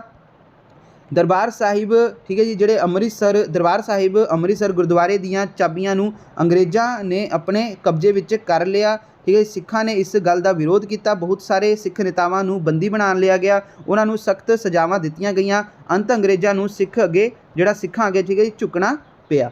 ਤੇ ਉਸ ਤੋਂ ਬਾਅਦ ਅਤੇ ਗੁਰਦੁਆਰਿਆਂ ਦੀਆਂ ਚਾਬੀਆਂ ਗੁਰਦੁਆਰਾ ਪ੍ਰਬੰਧਕ ਕਮੇਟੀਆਂ ਨੂੰ ਸੌਂਪੀਆਂ ਗਈਆਂ। 5ਵਾਂ, ਅਕਾਲੀ ਦਲ ਵੱਲੋਂ ਗੁਰੂ ਕਾ ਬਾਗ ਮੋਰਚਾ ਵੀ ਸ਼ਾਂਤਮਈ ਢੰਗ ਨਾਲ ਜਿੱਤ ਲਿਆ ਗਿਆ, ਠੀਕ ਹੈ ਜੀ। 6ਵਾਂ ਪੁਆਇੰਟ, ਬੱਬਰ ਅਕਾਲੀ ਲਹਿਰ ਦਾ ਜਨਮ ਗੁਰਦੁਆਰੇ ਵਿੱਚ ਬੈਠੇ ਜਿਹੜੇ ਮਹੰਤਾਂ ਵੱਲੋਂ, ਠੀਕ ਹੈ ਜੀ, ਅਤੇ ਪੁਲਿਸ ਦਾ ਮੁਕਾਬਲਾ ਕਰਨ ਲਈ ਹੋਇਆ। 7ਵਾਂ, ਬੱਬਰ ਅਕਾਲੀਆਂ ਦਾ ਮੁੱਖ ਉਦੇਸ਼ ਜਿਹੜਾ ਹੈਗਾ, ਠੀਕ ਹੈ ਜੀ, ਉਹ ਕੀ ਸੀਗਾ? ਉਹ ਮੁੱਖ ਖਬਰਾਂ ਅਤੇ ਸਰਕਾਰੀ ਪਿੱਠੂਆਂ ਦਾ ਅੰਤ ਕਰਨਾ ਸੀਗਾ। ਬੱਬਰਾਂ ਨੂੰ ਭਰੋਸਾ ਦਿੱਤਾ ਸੀ ਜੇਕਰ ਸਰਕਾਰ ਦੇ ਮੁੱਖ ਖਬਰਾਂ ਦਾ ਅੰਤ ਕਰ ਦਿੱਤਾ ਜਾਵੇ ਤਾਂ ਅੰਗਰੇਜ਼ੀ ਸਰਕਾਰ ਫੇਲ ਹੋ ਜਾਏਗੀ ਤਾਂ ਭਾਰਤ ਛੱਡ ਕੇ ਵਾਪਸ ਚਲੀ ਜਾਏਗੀ। ਤਾਂ ਬੱਬਰਾਂ ਨੇ ਪੁਲਿਸ ਨਾਲ ਵੀ ਕਈ ਮੁਕਾਬਲੇ ਕੀਤੇ, ਠੀਕ ਹੈ ਜੀ। ਤੇ ਭਾਵੇਂ ਕਿ ਬੱਬਰ ਲਹਿਰ ਫੇਲ ਹੋ ਗਈ, ਪਰ ਇਸ ਲਹਿਰ ਨੇ ਪੰਜਾਬੀਆਂ ਨੂੰ ਦੇਸ਼ ਦੀ ਆਜ਼ਾਦੀ ਦੇ ਲਈ ਜਾਨਾਂ ਵਾਰਨਾ ਸਿਖਾਇਆ। ਤਾਂ ਅੱਗੇ ਕੀ ਹੈ? ਜੈਤੋ ਦਾ ਮੋਰਚਾ ਦਾ ਹਾਲ ਲਿਖੋ। ਤਾਂ ਦੇਖੋ, ਨਾਭਾ ਦੇ ਮਹਾਰਾਜਾ ਜਿਹੜਾ ਹੈਗਾ ਰਿਪੂਦਮਨ ਸਿੰਘ ਨੇ ਗੁਰਦੁਆਰਾ ਰਕਾਬਗੰਜ ਦੇ ਮੋਰਚੇ ਸਮੇਂ ਸਿੱਖ ਕੌਮ ਦਾ ਸਾਥ ਦਿੱਤਾ। ਇਸ ਨਾਲ ਦੇਸ਼ ਅਤੇ ਕੌਮ ਵਿੱਚ ਉਸ ਦਾ ਸਤਿਕਾਰ ਵੱਧ ਗਿਆ। ਮਹਾਰਾਜਾ ਦੇ ਮਾਣ ਅਤੇ ਸਤਿਕਾਰ ਵਧਾ। ਅੰਗਰੇਜ਼ ਸਰਕਾਰ ਨੂੰ ਚੰਗਾ ਨਾ ਲੱਗਿਆ, ਇਸ ਲਈ, ਠੀਕ ਹੈ ਜੀ, ਅੰਗਰੇਜ਼ਾਂ ਨੇ ਮਹਾਰਾਜਾ ਨਾਭਾ ਦੇ ਖਿਲਾਫ ਕਈ ਮੁਕੱਦਮੇ ਬਣਾ ਦਿੱਤੇ ਗਏ ਅਤੇ ਮਹਾਰਾਜਾ ਜਿਹੜਾ ਹੈਗਾ ਰਿਪੂਦਮਨ ਸਿੰਘ ਨੂੰ ਗੱਦੀ ਤੋਂ ਲਾ ਦਿੱਤਾ ਗਿਆ, ਠੀਕ ਹੈ ਜੀ। ਮਹਾਰਾਜਾ ਨਾਭਾ ਨੂੰ ਗੱਦੀ ਤੋਂ ਲਾਉਣ 'ਤੇ ਸਿੱਖਾਂ ਵਿੱਚ ਬੜਾ ਗੁੱਸਾ ਪੈਦਾ ਹੋ ਗਿਆ। ਤੇ ਸਿੱਖਾਂ ਨੇ ਰੋਸ ਦਿਵਸ ਮਨਾਉਣ ਦਾ ਫੈਸਲਾ ਕੀਤਾ। ਜੈਤੋ ਵਿਖੇ ਦੀਵਾਨ ਹੋਇਆ, ਠੀਕ ਹੈ ਜੀ। ਪੁਲਿਸ ਦੁਆਰਾ 13 ਸਤੰਬਰ 1923 ਈਸਵੀ ਨੂੰ ਜੈਤੋ ਦੇ ਗੁਰਦੁਆਰਾ, ਠੀਕ ਹੈ ਜੀ, ਜਿਹੜਾ ਗੰਗਸਰ ਉੱਤੇ ਕਬਜ਼ਾ ਕਰ ਲਿਆ ਗਿਆ। ਉਸ ਸਮੇਂ ਗੁਰਦੁਆਰੇ ਵਿੱਚ ਅਖੰਡ ਪਾਠ ਹੋ ਰਿਹਾ ਸੀ, ਠੀਕ ਹੈ ਜੀ, ਤੇ ਉਹ ਪਾਠ ਖੰਡਿਤ ਹੋ ਗਿਆ। ਸਿੱਖਾਂ ਨੇ ਅੰਗਰੇਜ਼ਾਂ ਨਾਲ ਟੱਕਰ ਲਈ ਉੱਥੇ ਆਪਣਾ ਮੋਰਚਾ ਲਾ ਦਿੱਤਾ। ਮੋਰਚਾ ਲੰਬਾ ਹੁੰਦਾ ਵੇਖ ਸ਼੍ਰੋਮਣੀ ਗੁਰਦੁਆਰਾ ਪ੍ਰਬੰਧਕ ਕਮੇਟੀ ਨੇ 500 ਦੇ ਜੱਥੇ ਭੇਜਣ ਦਾ ਜਿਹੜਾ ਹੈਗਾ ਪ੍ਰੋਗਰਾਮ ਬਣਾਇਆ। ਸ਼੍ਰੋਮਣੀ ਗੁਰਦੁਆਰਾ ਪ੍ਰਬੰਧਕ ਕਮੇਟੀ ਨੇ 500 ਸਿੱਖਾਂ ਦਾ ਜਿਹੜਾ ਪਹਿਲਾ ਜਥੇਦਾਰ ਊਧਮ ਸਿੰਘ, ਠੀਕ ਹੈ ਜੀ, ਜਿਹੜਾ ਹੈਗਾ ਨਗੋਕੇ ਦੀ ਅਗਵਾਈ ਵਿੱਚ ਭੇਜਿਆ। ਤੇ ਜਦੋਂ ਜੱਥਾ ਗੁਰਦੁਆਰਾ ਗੰਗਸਰ ਤੋਂ ਇੱਕ, ਠੀਕ ਹੈ ਜੀ, ਫਰਲਾਂਗ ਦੀ ਦੂਰੀ 'ਤੇ ਸੀ ਤਾਂ ਅੰਗਰੇਜ਼ ਸਰਕਾਰ ਨੇ ਜੱਥੇ 'ਤੇ ਗੋਲੀਆਂ ਦਾ ਮੀਂਹ ਵਰਸਾਉਣਾ ਸ਼ੁਰੂ ਕਰ ਦਿੱਤਾ, ਪਰ ਸਿੰਘ ਪਿੱਛੇ ਨਾ ਮੁੜੇ। ਅਨੇਕਾਂ ਸਿੰਘ ਸ਼ਹੀਦ ਹੋ ਗਏ ਤੇ ਜੈਤੋ ਦਾ ਮੋਰਚਾ 2 ਸਾਲ ਚੱਲਦਾ ਰਿਹਾ। ਅੰਤ 1925 ਈਸਵੀ ਨੂੰ ਸਰਕਾਰ ਨੂੰ ਗੁਰਦੁਆਰਾ ਐਕਟ ਪਾਸ ਕਰਨਾ ਪਿਆ ਤੇ ਅਕਾਲੀਆਂ ਨੇ ਜੈਤੋ ਦਾ ਮੋਰਚਾ ਜਿਹੜਾ ਹੈਗਾ ਉਹ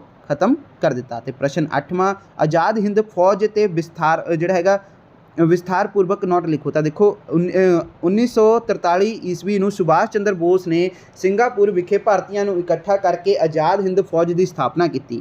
ਇਸ ਵਿੱਚ ਬਹੁਤ ਸਾਰੇ ਪੰਜਾਬੀ ਦੇਸ਼ ਭਗਤ ਸਨ। ਇਸ ਫੌਜ ਦਾ ਮੁੱਖ ਉਦੇਸ਼ ਅੰਗਰੇਜ਼ਾਂ ਨੂੰ ਭਾਰਤ ਵਿੱਚ ਬਾਹਰ ਕੱਢਣਾ ਸੀਗਾ।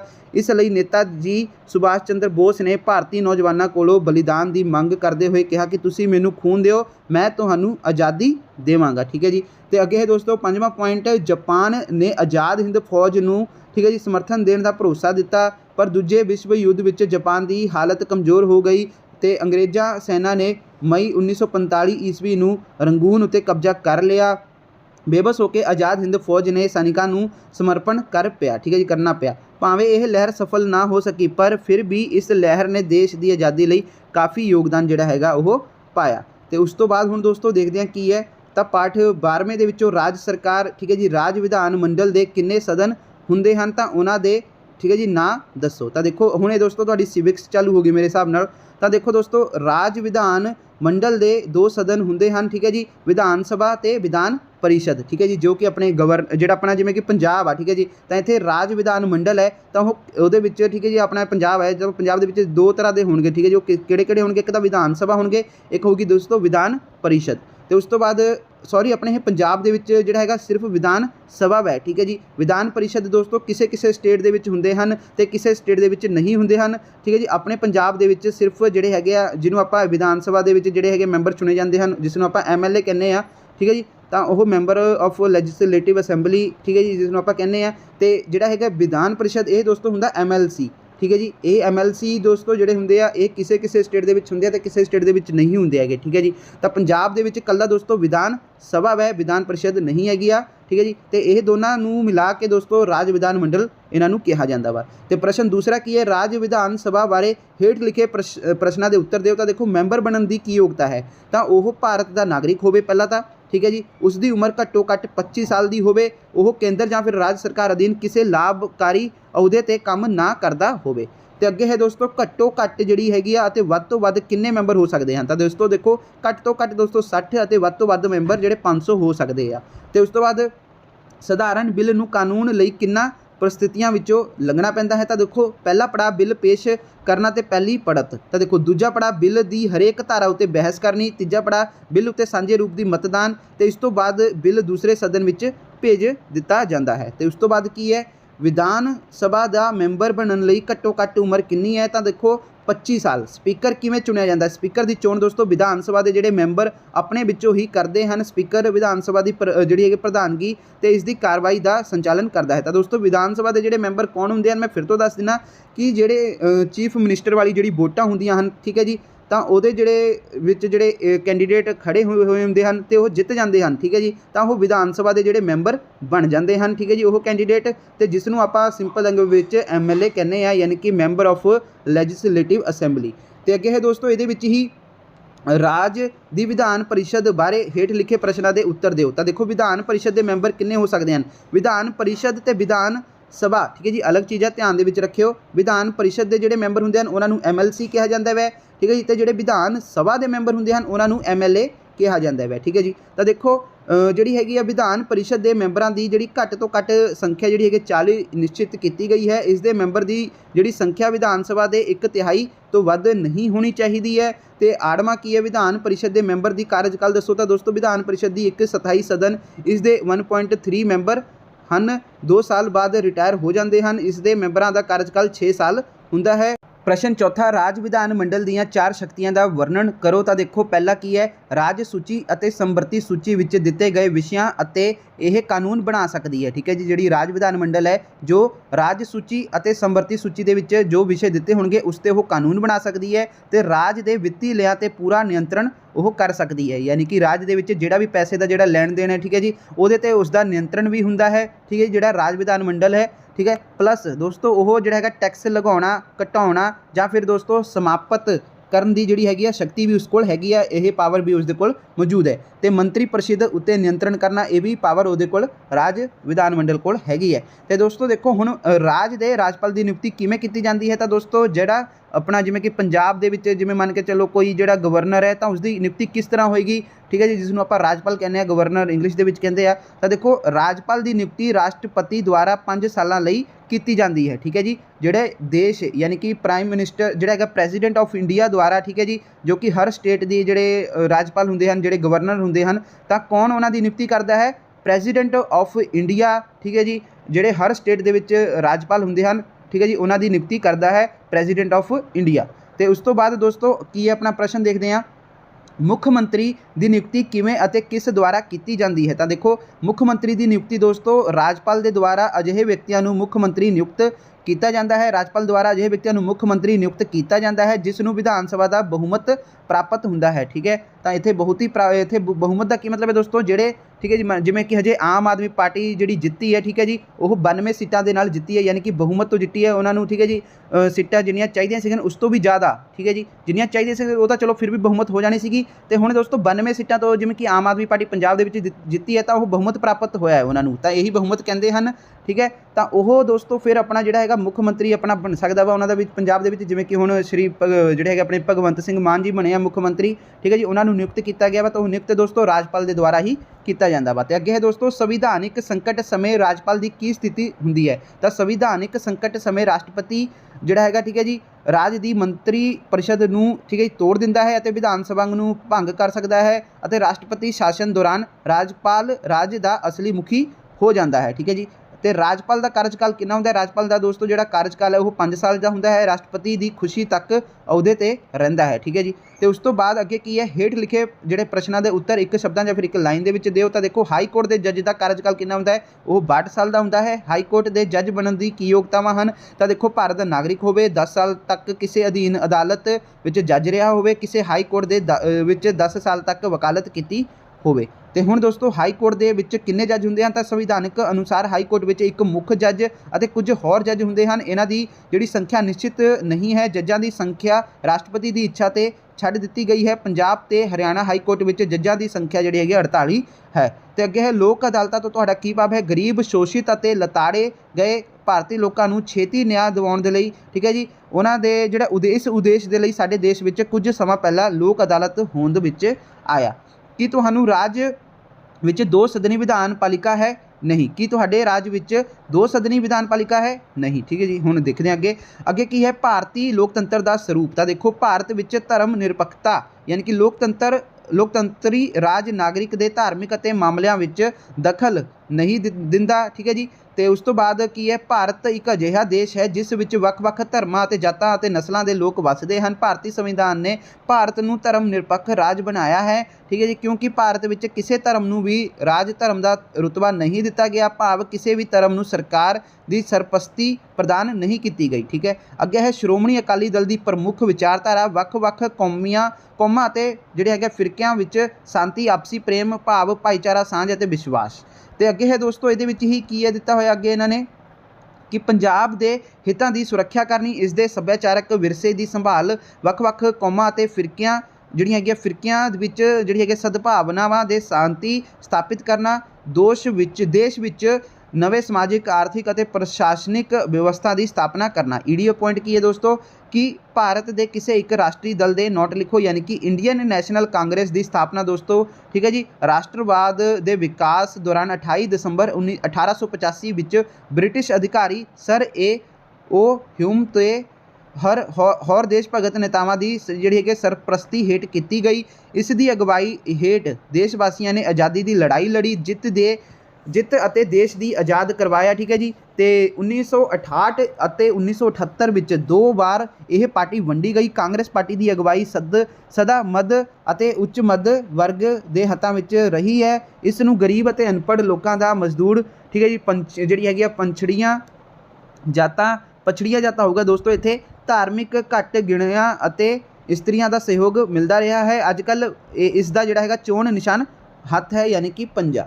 ਤੇ ਅੱਗੇ ਹੈ ਦੋਸਤੋ ਭਾਰਤੀ ਰਾਸ਼ਟਰੀ ਕਾਂਗਰਸ ਦੀ ਵਿਚਾਰਧਾਰਾ। ਦੇਖੋ ਖੇਤੀਬਾੜੀ ਅਤੇ ਉਦਯੋਗਿਕ ਖੇਤੀ ਵਿੱਚ ਸੁਧਾਰ ਕਰਨਾ। ਤਾਂ ਇੱਥੇ ਭਾਰਤੀ ਰਾਸ਼ਟਰੀ ਕਾਂਗਰਸ ਦੋਸਤੋ ਉਹੀ ਹੈ ਜੋ ਕਿ ਜਿਹੜਾ ਹੈਗਾ ਹਜੇ ਜਿਵੇਂ ਕਿ ਆਮ ਆਦਮੀ ਪਾਰਟੀ ਦੀ ਸਰਕਾਰ ਸੀ, ਤਾਂ ਠੀਕ ਹੈ ਜੀ। ਇਸ ਤੋਂ ਪਹਿਲਾਂ ਜਿਹੜੀ ਸਰਕਾਰ ਸੀਗੀ ਉਹ ਕਾਂਗਰਸ ਦੀ ਸੀਗੀ, ਤਾਂ ਇੱਥੇ ਭਾਰਤੀ ਰਾਸ਼ਟਰੀ ਕਾਂਗਰਸ ਉਹੀ ਹੈ, ਠੀਕ ਹੈ ਜੀ। ਤਾਂ ਖੇਤੀਬਾੜੀ ਅਤੇ ਉਦਯੋਗਿਕ ਖੇਤਰ ਵਿੱਚ ਸੁਧਾਰ ਕਰਨਾ, ਖੇਤੀ ਦਾ ਆਧੁਨਿਕਰਨ ਕਰਨਾ ਅਤੇ ਛੋਟੇ ਕਿਸਾਨਾਂ ਨੂੰ ਆਸਾਨ ਕਿਸ਼ਤਾਂ ਅਤੇ ਘੱਟ ਵਿਆਜ ਤੇ ਕਰਜ਼ਾ ਦੇਣਾ, ਫਸਲਾਂ ਅਤੇ ਪਸ਼ੂਆਂ ਦੀ ਬੀਮਾ ਕਰਨਾ, ਘਰੇਲੂ ਉਦਯੋਗਾਂ ਨੂੰ ਸਹਾਇਤਾ ਤੋਂ ਸੁਰੱਖਿਆ ਦੇਣੀ ਤੇ ਮਿੱਤਰਤਾ ਤੇ ਸਰਬੱਤ ਦੇ ਭਲੇ ਵਿੱਚ ਹੈ।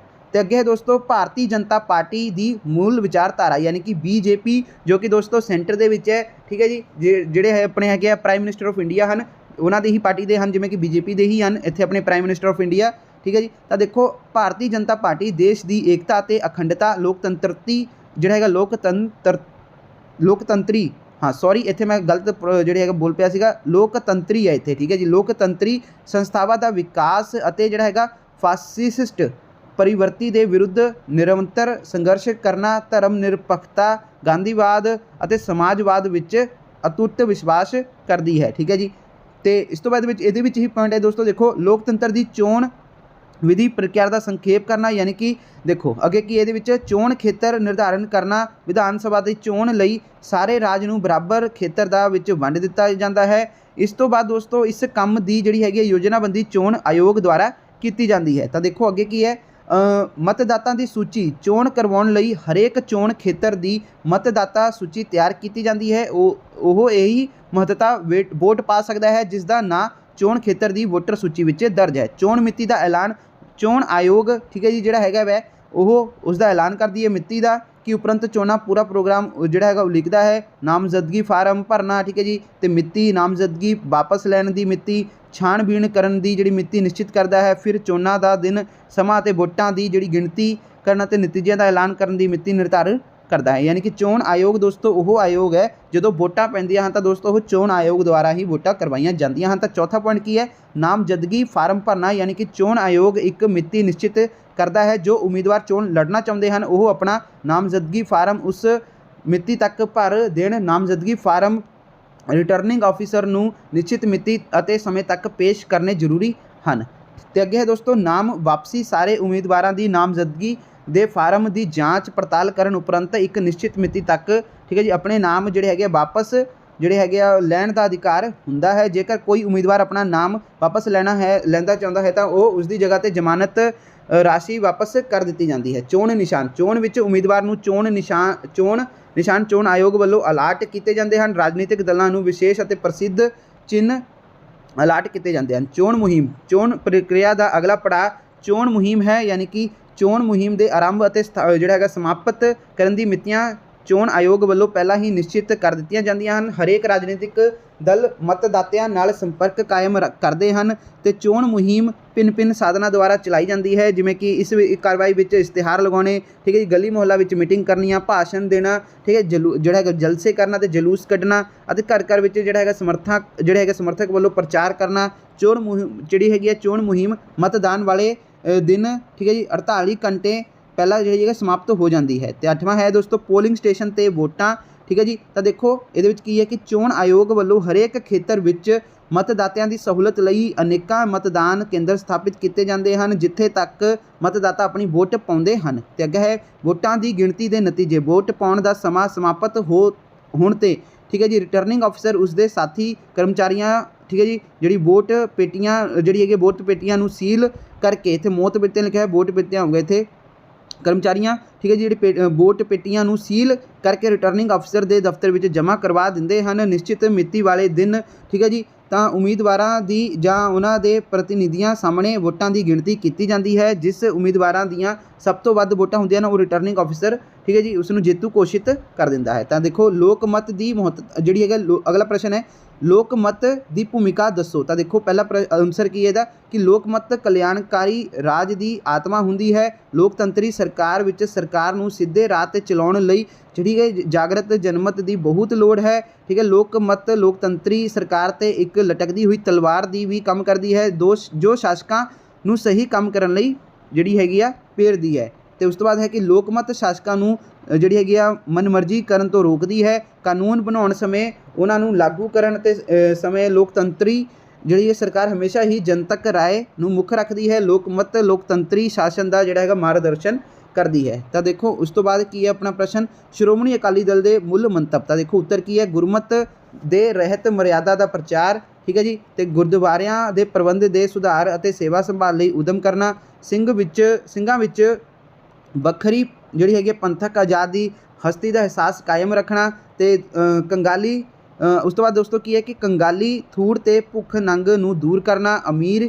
ਤੇ ਗਰੀਬ ਦੇ ਅੰਤਰ ਨੂੰ ਦੂਰ ਕਰਨਾ ਅਨਪੜਤਾ ਛੂਤ-ਛਾਤ ਤੇ ਜਾਤ-ਪਾਤ ਦੇ ਵਿਤਕਰੇ ਨੂੰ ਹਟਾਉਣਾ ਮੰਦੀ ਸਿਹਤ ਤੇ ਬਿਮਾਰੀ ਨੂੰ ਦੂਰ ਕਰਨ ਦੇ ਉਪਾਅ ਨਸ਼ਿਆਂ ਦੀ ਵਰਤੋਂ ਤੇ ਰੋਕ ਲਾਉਣਾ। ਤੇ ਅੱਗੇ ਦੋਸਤੋ ਕੀ ਹੈ ਪ੍ਰਸ਼ਨ ਆਪਣਾ ਤਾਂ ਭਾਰਤੀ ਜਨਤਾ ਪਾਰਟੀ ਦੀ ਸਥਾਪਨਾ ਤੇ ਨੋਟ ਲਿਖੋ। ਤਾਂ 21 ਅਕਤੂਬਰ 1951 ਨੂੰ ਦਿੱਲੀ ਵਿਖੇ ਹੋਏ ਇੱਕ ਸੰਮੇਲਨ ਵਿੱਚ ਜਿਹੜਾ ਹੈਗਾ ਦੋਸਤੋ ਜਨਸੰਘ ਹੋਂਦ ਵਿੱਚ ਜਿਹੜਾ ਹੈਗਾ ਆਇਆ ਕਿਹਾ ਜਾਂਦਾ ਹੈ ਕਿ ਜਨਸੰਘ ਦਾ ਜਨਮ ਰਾਸ਼ਟਰੀ ਸਵੈ ਸੇਵਕ ਸੰਘ ਜਿਹਨੂੰ ਆਪਾਂ RSS ਵਿੱਚੋਂ ਠੀਕ ਹੈ ਕਹਿੰਦੇ ਆ ਤਾਂ ਰਾਸ਼ਟਰੀ ਸਵੈ ਸਿੰਘ ਜਿਹੜਾ ਹੈਗਾ ਸਵੈ ਸਿੰਘਕ ਠੀਕ ਹੈ ਜੀ ਜਿਹੜਾ ਸਵੈ ਸੇਵਕ ਸੰਘ ਜਨਸੰਘ ਲਈ ਜਿਹੜਾ ਹੈਗਾ ਸਿੱਖਿਅਤ ਨੇਤਾ ਤਿਆਰ ਕਰਦਾ ਸੀ।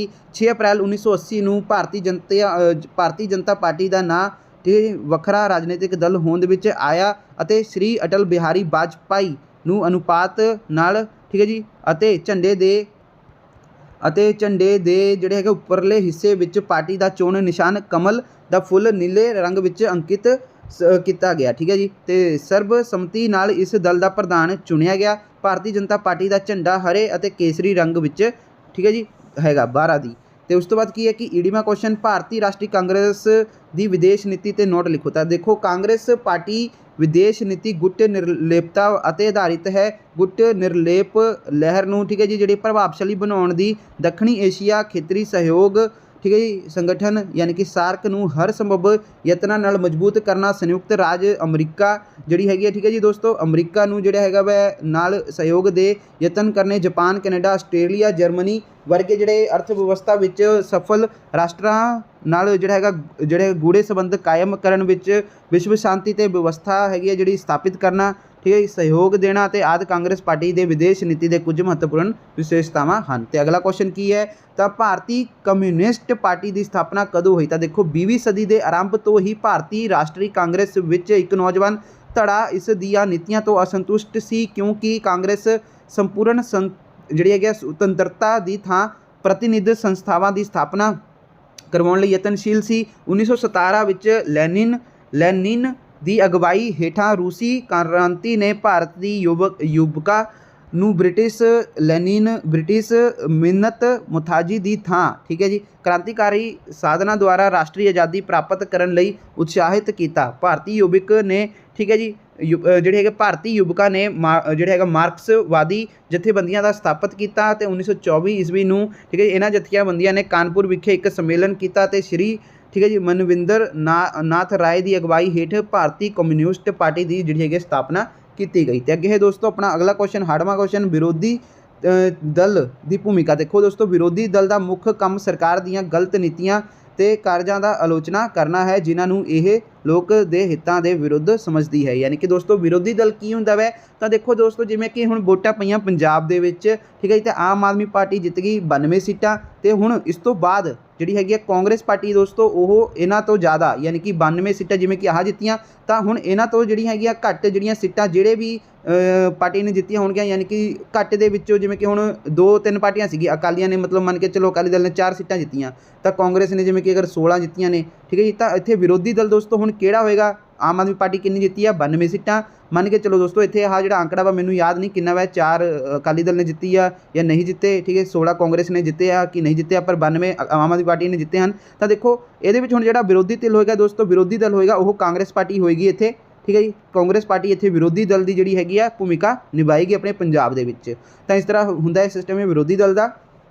ਤਾਂ ਦੇਖੋ ਵਿਰੋਧੀ ਦਲ ਦਾ ਜਿਹੜਾ ਮੁੱਖ ਕੰਮ ਸਰਕਾਰ ਦੀਆਂ ਗਲਤ ਨੀਤੀਆਂ ਤੇ ਕਾਰਜਾਂ ਦੀ ਆਲੋਚਨਾ ਕਰਨਾ ਹੈ, ਜਿਨ੍ਹਾਂ ਨੂੰ ਇਹ ਲੋਕਾਂ ਦੇ ਹਿੱਤਾਂ ਦੇ ਵਿਰੁੱਧ ਸਮਝਦੀ ਹੈ। ਤੇ ਸੱਤਾਧਾਰੀ ਦਲ ਨੂੰ ਸ਼ਾਸਨ, ਸੱਤਾਧਾਰੀ ਜਿਹੜਾ ਹੈਗਾ ਦੋਸਤੋ ਕੌਣ ਹੋਵੇਗਾ? ਸੱਤਾਧਾਰੀ ਦਲ ਜੋ ਕਿ ਦੋਸਤੋ ਸਰਕਾਰ ਦੇ ਵਿੱਚ ਹੈ, ਜਿਵੇਂ ਕਿ ਆਮ ਆਦਮੀ ਪਾਰਟੀ। ਤਾਂ ਦੇਖੋ ਸ਼ਾਸਨ ਸੁਚੱਜੇ ਢੰਗ ਨਾਲ ਚਲਾਉਣ ਲਈ ਵਿਰੋਧੀ ਦਲ ਵੱਲੋਂ ਸੁਝਾਅ ਦਿੱਤੇ ਜਾਂਦੇ ਹਨ, ਠੀਕ ਹੈ ਜੀ। ਤੇ ਉਸ ਤੋਂ ਬਾਅਦ ਵਿਰੋਧੀ ਦਲ ਸਰਕਾਰ ਨੂੰ ਸੱਤਾ ਤੋਂ ਦੁਰਉਪਯੋਗ ਕਰਨ ਤੋਂ ਰੋਕਦੇ ਹਨ। ਵਿਰੋਧੀ ਦਲ ਲੋਕਾਂ ਦੀਆਂ ਜਿਹੜੀਆਂ ਸ਼ਿਕਾਇਤਾਂ ਨੂੰ ਸਰਕਾਰ ਤੱਕ ਪਹੁੰਚਾਉਂਦੀਆਂ ਹਨ। ਵਿਰੋਧੀ ਦਲ ਦੇ ਮੈਂਬਰ ਕਿਸੇ ਕਾਨੂੰਨ ਦੀ ਲੋੜ ਅਤੇ ਉਚਿਤਤਾ ਜਿਹੜਾ ਹੈਗਾ ਸੰਬੰਧੀ ਸ਼ਾਸਕ ਦਲ ਨੂੰ ਸੁਚੇਤ ਕਰਦੇ ਹਨ। ਤੇ ਅੱਗੇ ਹੈ ਦੋਸਤੋ, ਵਿਰੋਧੀ ਜਿਹੜੇ ਹੈਗੇ ਦਲ ਰਾਜਨੀਤਿਕ ਸੰਕਟ ਆਉਣ ਜਾਂ ਫਿਰ ਸ਼ਾਸਕ ਦਲ ਦੁਆਰਾ ਤਿਆਗ ਪੱਤਰ ਦੇਣ ਕਰਨ ਬਦਲਵੀ ਸਰਕਾਰ ਦਾ ਜਿਹੜਾ ਹੈਗਾ ਨਿਰਮਾਣ ਕਰਨ ਦੀ ਭੂਮਿਕਾ ਨਿਭਾਉਂਦੇ ਹਨ। ਤਾਂ ਅੱਗੇ ਪੁਆਇੰਟ ਕੀ ਹੈ ਆਪਣਾ? ਅਗਲਾ ਕੁਐਸਚਨ ਹੈ ਦੋਸਤੋ, ਲੋਕਤੰਤਰ ਨੂੰ ਸਫਲ ਬਣਾਉਣ ਦੀਆਂ ਸ਼ਰਤਾਂ। ਤਾਂ ਦੇਖੋ ਉੱਤਰ ਕੀ ਹੈ? ਲੋਕਤੰਤਰ ਦੀ ਸਫਲਤਾ ਲਈ ਉੱਚ ਕੋਟੀ ਦੇ ਨੇਤਾ, ਉਹਨਾਂ ਦੀ ਉੱਚੀ ਸੋਚ ਤੇ ਸੁੱਚਾ ਵਿਵਹਾਰ ਅਤੇ ਚੇਤਨ ਤੇ ਸੁਲਝੇ ਹੋਏ ਨਾਗਰਿਕ ਹੋਣੇ ਜ਼ਰੂਰੀ ਹਨ, ਠੀਕ ਹੈ ਜੀ। ਤੇ ਲੋਕਤੰਤਰ ਦੀ ਸਫਲਤਾ ਲਈ ਹਰੇਕ ਨਾਗਰਿਕ ਨੂੰ ਚੰਗੇ ਆਚਰਣ ਵਾਲਾ ਜਿਹੜਾ ਹੈਗਾ ਚੇਤਨ ਪੜ੍ਹਿਆ ਲਿਖਿਆ, ਵਿਵੇਕਸ਼ੀਲ ਅਤੇ ਸਮਝਦਾਰ, ਜ਼ਿੰਮੇਵਾਰ ਅਤੇ ਜਨਤਕ ਮਾਮਲਿਆਂ ਵਿੱਚ ਦਿਲਚਸਪੀ ਰੱਖਣ ਵਾਲਾ ਹੋਣਾ ਚਾਹੀਦਾ ਹੈ। ਤੀਸਰਾ ਪੁਆਇੰਟ, ਸਮਾਜ ਵਿੱਚ ਚੰਗੇ ਤੇ ਯੋਗ ਨੇਤਾ, ਸਮਾਜਿਕ ਅਤੇ ਆਰਥਿਕ ਸਮਾਨਤਾ ਜਿਹੜਾ ਹੈਗਾ, ਸੁਤੰਤਰ ਤੇ ਨਿਰਪੱਖ ਪ੍ਰੈਸ ਅਤੇ ਨਿਆਂਪਾਲਿਕਾ, ਚੰਗੇ ਰਾਜਨੀਤਿਕ ਸੰਗਠਿਤ ਦਲ ਅਤੇ ਨਾਗਰਿਕ ਵਿੱਚ ਸਹਿਣਸ਼ੀਲਤਾ ਅਤੇ ਸਹਿਣਯੋਗ ਦਾ ਹੋਣਾ ਲੋਕਤੰਤਰ ਦੀ ਸਫਲਤਾ ਲਈ ਜ਼ਰੂਰੀ ਸ਼ਰਤਾਂ ਹਨ। ਚੌਥਾ ਪੁਆਇੰਟ, ਲੋਕਤੰਤਰ ਦੀ ਰੱਖਿਆ ਲਈ ਸਦਾ ਯਤਨਸ਼ੀਲ ਰਹਿਣਾ ਅਤੇ ਨਾਗਰਿਕਾਂ ਵਿੱਚ ਅਧਿਕਾਰੀਆਂ ਦੀ ਰੱਖਿਆ ਅਤੇ ਕਰਤੱਵਾਂ ਦਾ ਪਾਲਣ ਕਰਨ ਦੀ ਇੱਛਾ ਬੇहद ਜ਼ਰੂਰੀ ਹੈ। ਤੇ ਅਗਲਾ ਪ੍ਰਸ਼ਨ ਹੈ ਦੋਸਤੋ, ਭਾਰਤੀ ਲੋਕਤੰਤਰ ਦੀਆਂ ਮਹੱਤਵਪੂਰਨ ਵਿਸ਼ੇਸ਼ਤਾਵਾਂ। ਤਾਂ ਦੇਖੋ ਭਾਰਤੀ ਸੰਵਿਧਾਨ ਦੀ ਪ੍ਰਸਤਾਵਨਾ ਵਿੱਚ ਲੋਕਾਂ ਨੂੰ, ਠੀਕ ਹੈ, ਸਮਾਜਿਕ ਨਾਗਰਿਕਾਂ ਨੂੰ ਰੁਤਬੇ ਅਤੇ ਅਵਸਰ ਦੀ ਸਮਾਨਤਾ ਅਤੇ ਮਨੁੱਖੀ ਭਾਈਚਾਰੇ ਦੀ ਭਾਵਨਾ ਦਾ ਵਿਕਾਸ ਆਦਿ ਦਾ ਵਿਸ਼ਵਾਸ ਦਿਵਾਇਆ ਗਿਆ ਹੈ। ਤਾਂ ਦੇਖੋ ਦੂਸਰਾ ਪੁਆਇੰਟ, ਨਾਗਰਿਕਾਂ ਨੂੰ ਉਹ ਸਾਰੀਆਂ ਜਿਹੜੀ ਹੈਗੀਆਂ ਸੁਤੰਤਰਤਾਵਾਂ ਪ੍ਰਦਾਨ ਕੀਤੀਆਂ ਗਈਆਂ। ਇੱਥੇ ਇਹਦਾ ਕੀ ਮਤਲਬ ਹੈ? ਜਿਹੜਾ ਹੈਗਾ ਸੁਤੰਤਰਤਾਵਾਂ ਮਤਲਬ ਫਰੀਡਮ, ਠੀਕ ਹੈ ਜੀ, ਫਰੀਡਮ ਪ੍ਰਦਾਨ ਕੀਤੀਆਂ ਗਈਆਂ ਹਨ ਜੋ ਉਦਾਰਵਾਦੀ ਲੋਕਤੰਤਰ ਲਈ ਜ਼ਰੂਰੀ ਹਨ। ਦੇਸ਼ ਵਿੱਚ ਵਸਦੇ ਸਾਰੇ ਲੋਕਾਂ ਵਿੱਚ ਭਾਈਚਾਰੇ ਦੀ ਭਾਵਨਾ ਸੰਚਾਰ ਕਰਨਾ, ਠੀਕ ਹੈ ਜੀ। ਲੋਕਤੰਤਰ ਦਾ ਜਿਹੜਾ ਹੈਗਾ ਬਾਲਗ ਵੋਟ ਦੇ ਆਧਾਰ 'ਤੇ ਪ੍ਰਤੱਖ ਚੋਣਾਂ ਨੂੰ ਮੂਲ ਸਿਧਾਂਤ ਹੈ। ਭਾਰਤੀ ਸੰਵਿਧਾਨ ਅਨੁਸਾਰ ਸਾਡੇ ਦੇਸ਼ ਦੀ ਨਿਆਂਪਾਲਿਕਾ ਨੂੰ ਸੁਤੰਤਰ ਅਤੇ ਨਿਰਪੱਖ ਬਣਾਉਣ ਦੀ ਜਿਹੜੀ ਵਿਵਸਥਾ ਕੀਤੀ ਹੈ। ਇੱਥੇ ਸਰਵਉੱਚ ਸ਼ਕਤੀ ਕਿਸੇ ਇੱਕ ਵਿਅਕਤੀ ਜਾਂ ਫਿਰ ਕੁਝ ਵਿਅਕਤੀਆਂ ਕੋਲ ਨਹੀਂ, ਸਗੋਂ ਸਮੁੱਚੀ ਜਨਤਾ ਕੋਲ ਹੈ, ਠੀਕ ਹੈ। ਸਰਕਾਰ ਲੋਕ ਪ੍ਰਤੀ ਜ਼ਿੰਮੇਵਾਰੀ ਹੈ, ਠੀਕ ਹੈ ਜੀ। ਤਾਂ ਅੱਗੇ ਦੋਸਤੋ ਤੁਹਾਡਾ 14ਵਾਂ ਜਿਹੜਾ ਹੈਗਾ ਭਾਰਤ ਦੀ ਵਿਦੇਸ਼ ਨੀਤੀ ਅਤੇ ਸੰਯੁਕਤ ਰਾਸ਼ਟਰ। ਤਾਂ ਦੇਖੋ ਪੰਚਸ਼ੀਲ ਦੇ ਸਿਧਾਂਤਾਂ ਦਾ ਵਰਣਨ ਕਰੋ। ਤਾਂ ਦੇਖੋ ਦੋਸਤੋ ਇਹ ਕੀ ਹੈ ਕਿ ਜਿਹੜਾ ਹੈਗਾ ਪਰਸਪਰ ਦੇਸ਼ਾਂ ਦੀ ਜਿਹੜੀ ਹੈ ਆਪਣੀ ਪ੍ਰਭੂਸੱਤਾ ਦੇ ਤੇ ਏਕਤਾ ਦਾ ਸਨਮਾਨ, ਠੀਕ ਹੈ ਜੀ। ਪਰਸਪਰ ਹਮਲਾ ਨਾ ਕਰਨਾ। ਤੇ ਤੀਸਰਾ ਪੁਆਇੰਟ, ਇੱਕ ਦੂਜੇ ਦੇ ਅੰਦਰੂਨੀ ਮਾਮਲਿਆਂ ਵਿੱਚ ਦਖਲ ਨਾ ਦੇਣਾ। ਸਮਾਨਤਾ ਅਤੇ ਸਹਿਯੋਗ ਅਤੇ ਸ਼ਾਂਤਮਈ ਜਿਹੜਾ ਹੈਗਾ ਸਹਿਹੋਂਦ, ਠੀਕ ਹੈ ਜੀ। ਤੇ ਅੱਗੇ ਹੈ ਪ੍ਰਸ਼ਨ ਦੂਸਰਾ, ਗੁੱਟ ਨਿਰਲੇਪਤਾ ਦੀ ਨੀਤੀ ਦਾ ਅਰਥ ਕੀ ਹੈ? ਭਾਰਤ ਦੁਆਰਾ ਇਸ ਨੂੰ ਅਪਣਾਏ ਜਾਣ ਦੇ ਕੀ ਕਾਰਨ ਹੈ? ਤਾਂ ਦੋਸਤੋ ਦੇਖੋ ਗੁੱਟ ਨਿਰਲੇਪਤਾ ਦਾ ਅਰਥ, ਗੁੱਟ ਨਿਰਲੇਪਤਾ ਤੋਂ ਭਾਵ ਸੈਨਿਕ ਗੁੱਟ ਨਾਲੋਂ ਅਲੱਗ ਰਹਿਣਾ। ਇਹ ਅੰਤਰਰਾਸ਼ਟਰੀ ਸਮੱਸਿਆਵਾਂ ਸੰਬੰਧੀ ਜਿਹੜਾ ਹੈਗਾ ਸੁਤੰਤਰਤਾ ਪੂਰਵਕ ਗੁਣਾਂ ਦੇ ਆਧਾਰ 'ਤੇ ਨਿਰਣੇ ਲੈਣ ਦੀ ਨੀਤੀ ਹੈ। ਗੁੱਟ ਨਿਰਲੇਪਤਾ ਨੀਤੀ ਜਿਹੜੀ ਹੈਗੀ ਅਪਣਾਉਣ ਦੇ ਕਾਰਨ ਭਾਰਤ ਦੀ ਆਜ਼ਾਦੀ ਸਮੇਂ ਸੰਸਾਰ ਲਗਭਗ 2 ਮੁੱਖ ਸ਼ਕਤੀ ਗੁੱਟਾਂ, ਐਂਗਲੋ ਅਮਰੀਕਨ ਸ਼ਕਤੀ ਗੁੱਟ ਅਤੇ ਰੂਸੀ ਸ਼ਕਤੀ ਗੁੱਟ ਵਿੱਚ ਵੰਡਿਆ ਹੋਇਆ ਸੀ। ਇਹਨਾਂ ਸ਼ਕਤੀ ਗੁੱਟਾਂ ਵਿੱਚ ਸ਼ੀਤ ਯੁੱਧ ਚੱਲ ਰਿਹਾ ਸੀਗਾ। ਪੰਡਿਤ ਜਵਾਹਰ ਲਾਲ ਨਹਿਰੂ ਨੇ ਇਹ ਮਹਿਸੂਸ ਕੀਤਾ ਕਿ ਰਾਸ਼ਟਰ ਦਾ ਨਿਰਮਾਣ ਤਦ ਹੀ ਹੋ ਸਕਦਾ ਹੈ ਜੇਕਰ ਭਾਰਤ ਬਿਨਾਂ ਸ਼ਕਤੀ ਗੁੱਟ ਦੇ ਆਪਸੀ ਸੰਘਰਸ਼ ਤੋਂ ਦੂਰ ਰਹੇ, ਠੀਕ ਹੈ ਜੀ। ਤਾਂ ਇਸ ਲਈ ਪੰਡਿਤ ਜਵਾਹਰ ਲਾਲ ਨੇ ਗੁੱਟ ਨਿਰਲੇਪਤਾ ਦੀ ਨੀਤੀ ਨੂੰ ਭਾਰਤ ਦੀ ਵਿਦੇਸ਼ ਨੀਤੀ ਦਾ ਬੁਨਿਆਦੀ ਸਿਧਾਂਤ ਬਣਾਇਆ। ਤਾਂ ਪ੍ਰਸ਼ਨ ਤੀਸਰਾ ਕੀ ਹੈ? ਤਾਂ ਦੇਖ ਸਕਦੇ ਹੋ ਕਿ ਪ੍ਰਸ਼ਨ ਤੀਸਰਾ ਸੰਯੁਕਤ ਰਾਸ਼ਟਰ ਦੀ ਸੁਰੱਖਿਆ ਪਰਿਸ਼ਦ ਨੇ, ਸੰਖੇਪ ਨੋਟ ਲਿਖੋ। ਤਾਂ ਦੇਖੋ ਸੁਰੱਖਿਆ ਜਿਹੜੀ ਹੈਗੀ ਆ ਪਰਿਸ਼ਦ ਸੰਯੁਕਤ ਜਿਹੜੀ ਹੈਗੀ ਆ ਆਪਣੀ, ਠੀਕ ਹੈ ਜੀ, ਰਾਸ਼ਟਰ ਦੀ ਕਾਰਜਪਾਲਿਕਾ ਹੈ ਤੇ ਇਸ ਵਿੱਚ ਕੁੱਲ 15 ਮੈਂਬਰ ਹਨ। 5 ਮੈਂਬਰ ਦੀ ਸਥਾਈ ਅਤੇ 10 ਮੈਂਬਰ ਅਸਥਾਈ ਹਨ।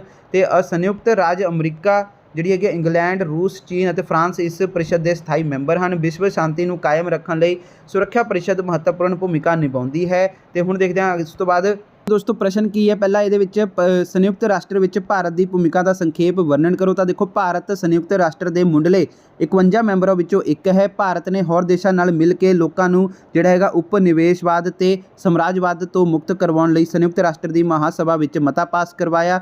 ਠੀਕ ਹੈ ਜੀ। ਤੇ ਅੱਗੇ ਕੀ ਹੈ ਇਹਦੇ ਵਿੱਚ, ਤਾਂ ਅੱਗੇ ਹੈ ਦੋਸਤੋ ਤੀਸਰਾ ਪੁਆਇੰਟ, 1952 ਵਿੱਚ ਭਾਰਤ ਨੇ ਦੂਜੇ 12 ਦੇਸ਼ਾਂ ਨਾਲ ਮਿਲ ਕੇ ਦੱਖਣੀ ਅਫਰੀਕਾ ਦੇ ਨਸਲੀ ਵਿਤਕਰੇ ਵਿਰੁੱਧ ਮਹਾਸਭਾ ਵਿੱਚ ਆਵਾਜ਼ ਉਠਾਈ ਸੀ।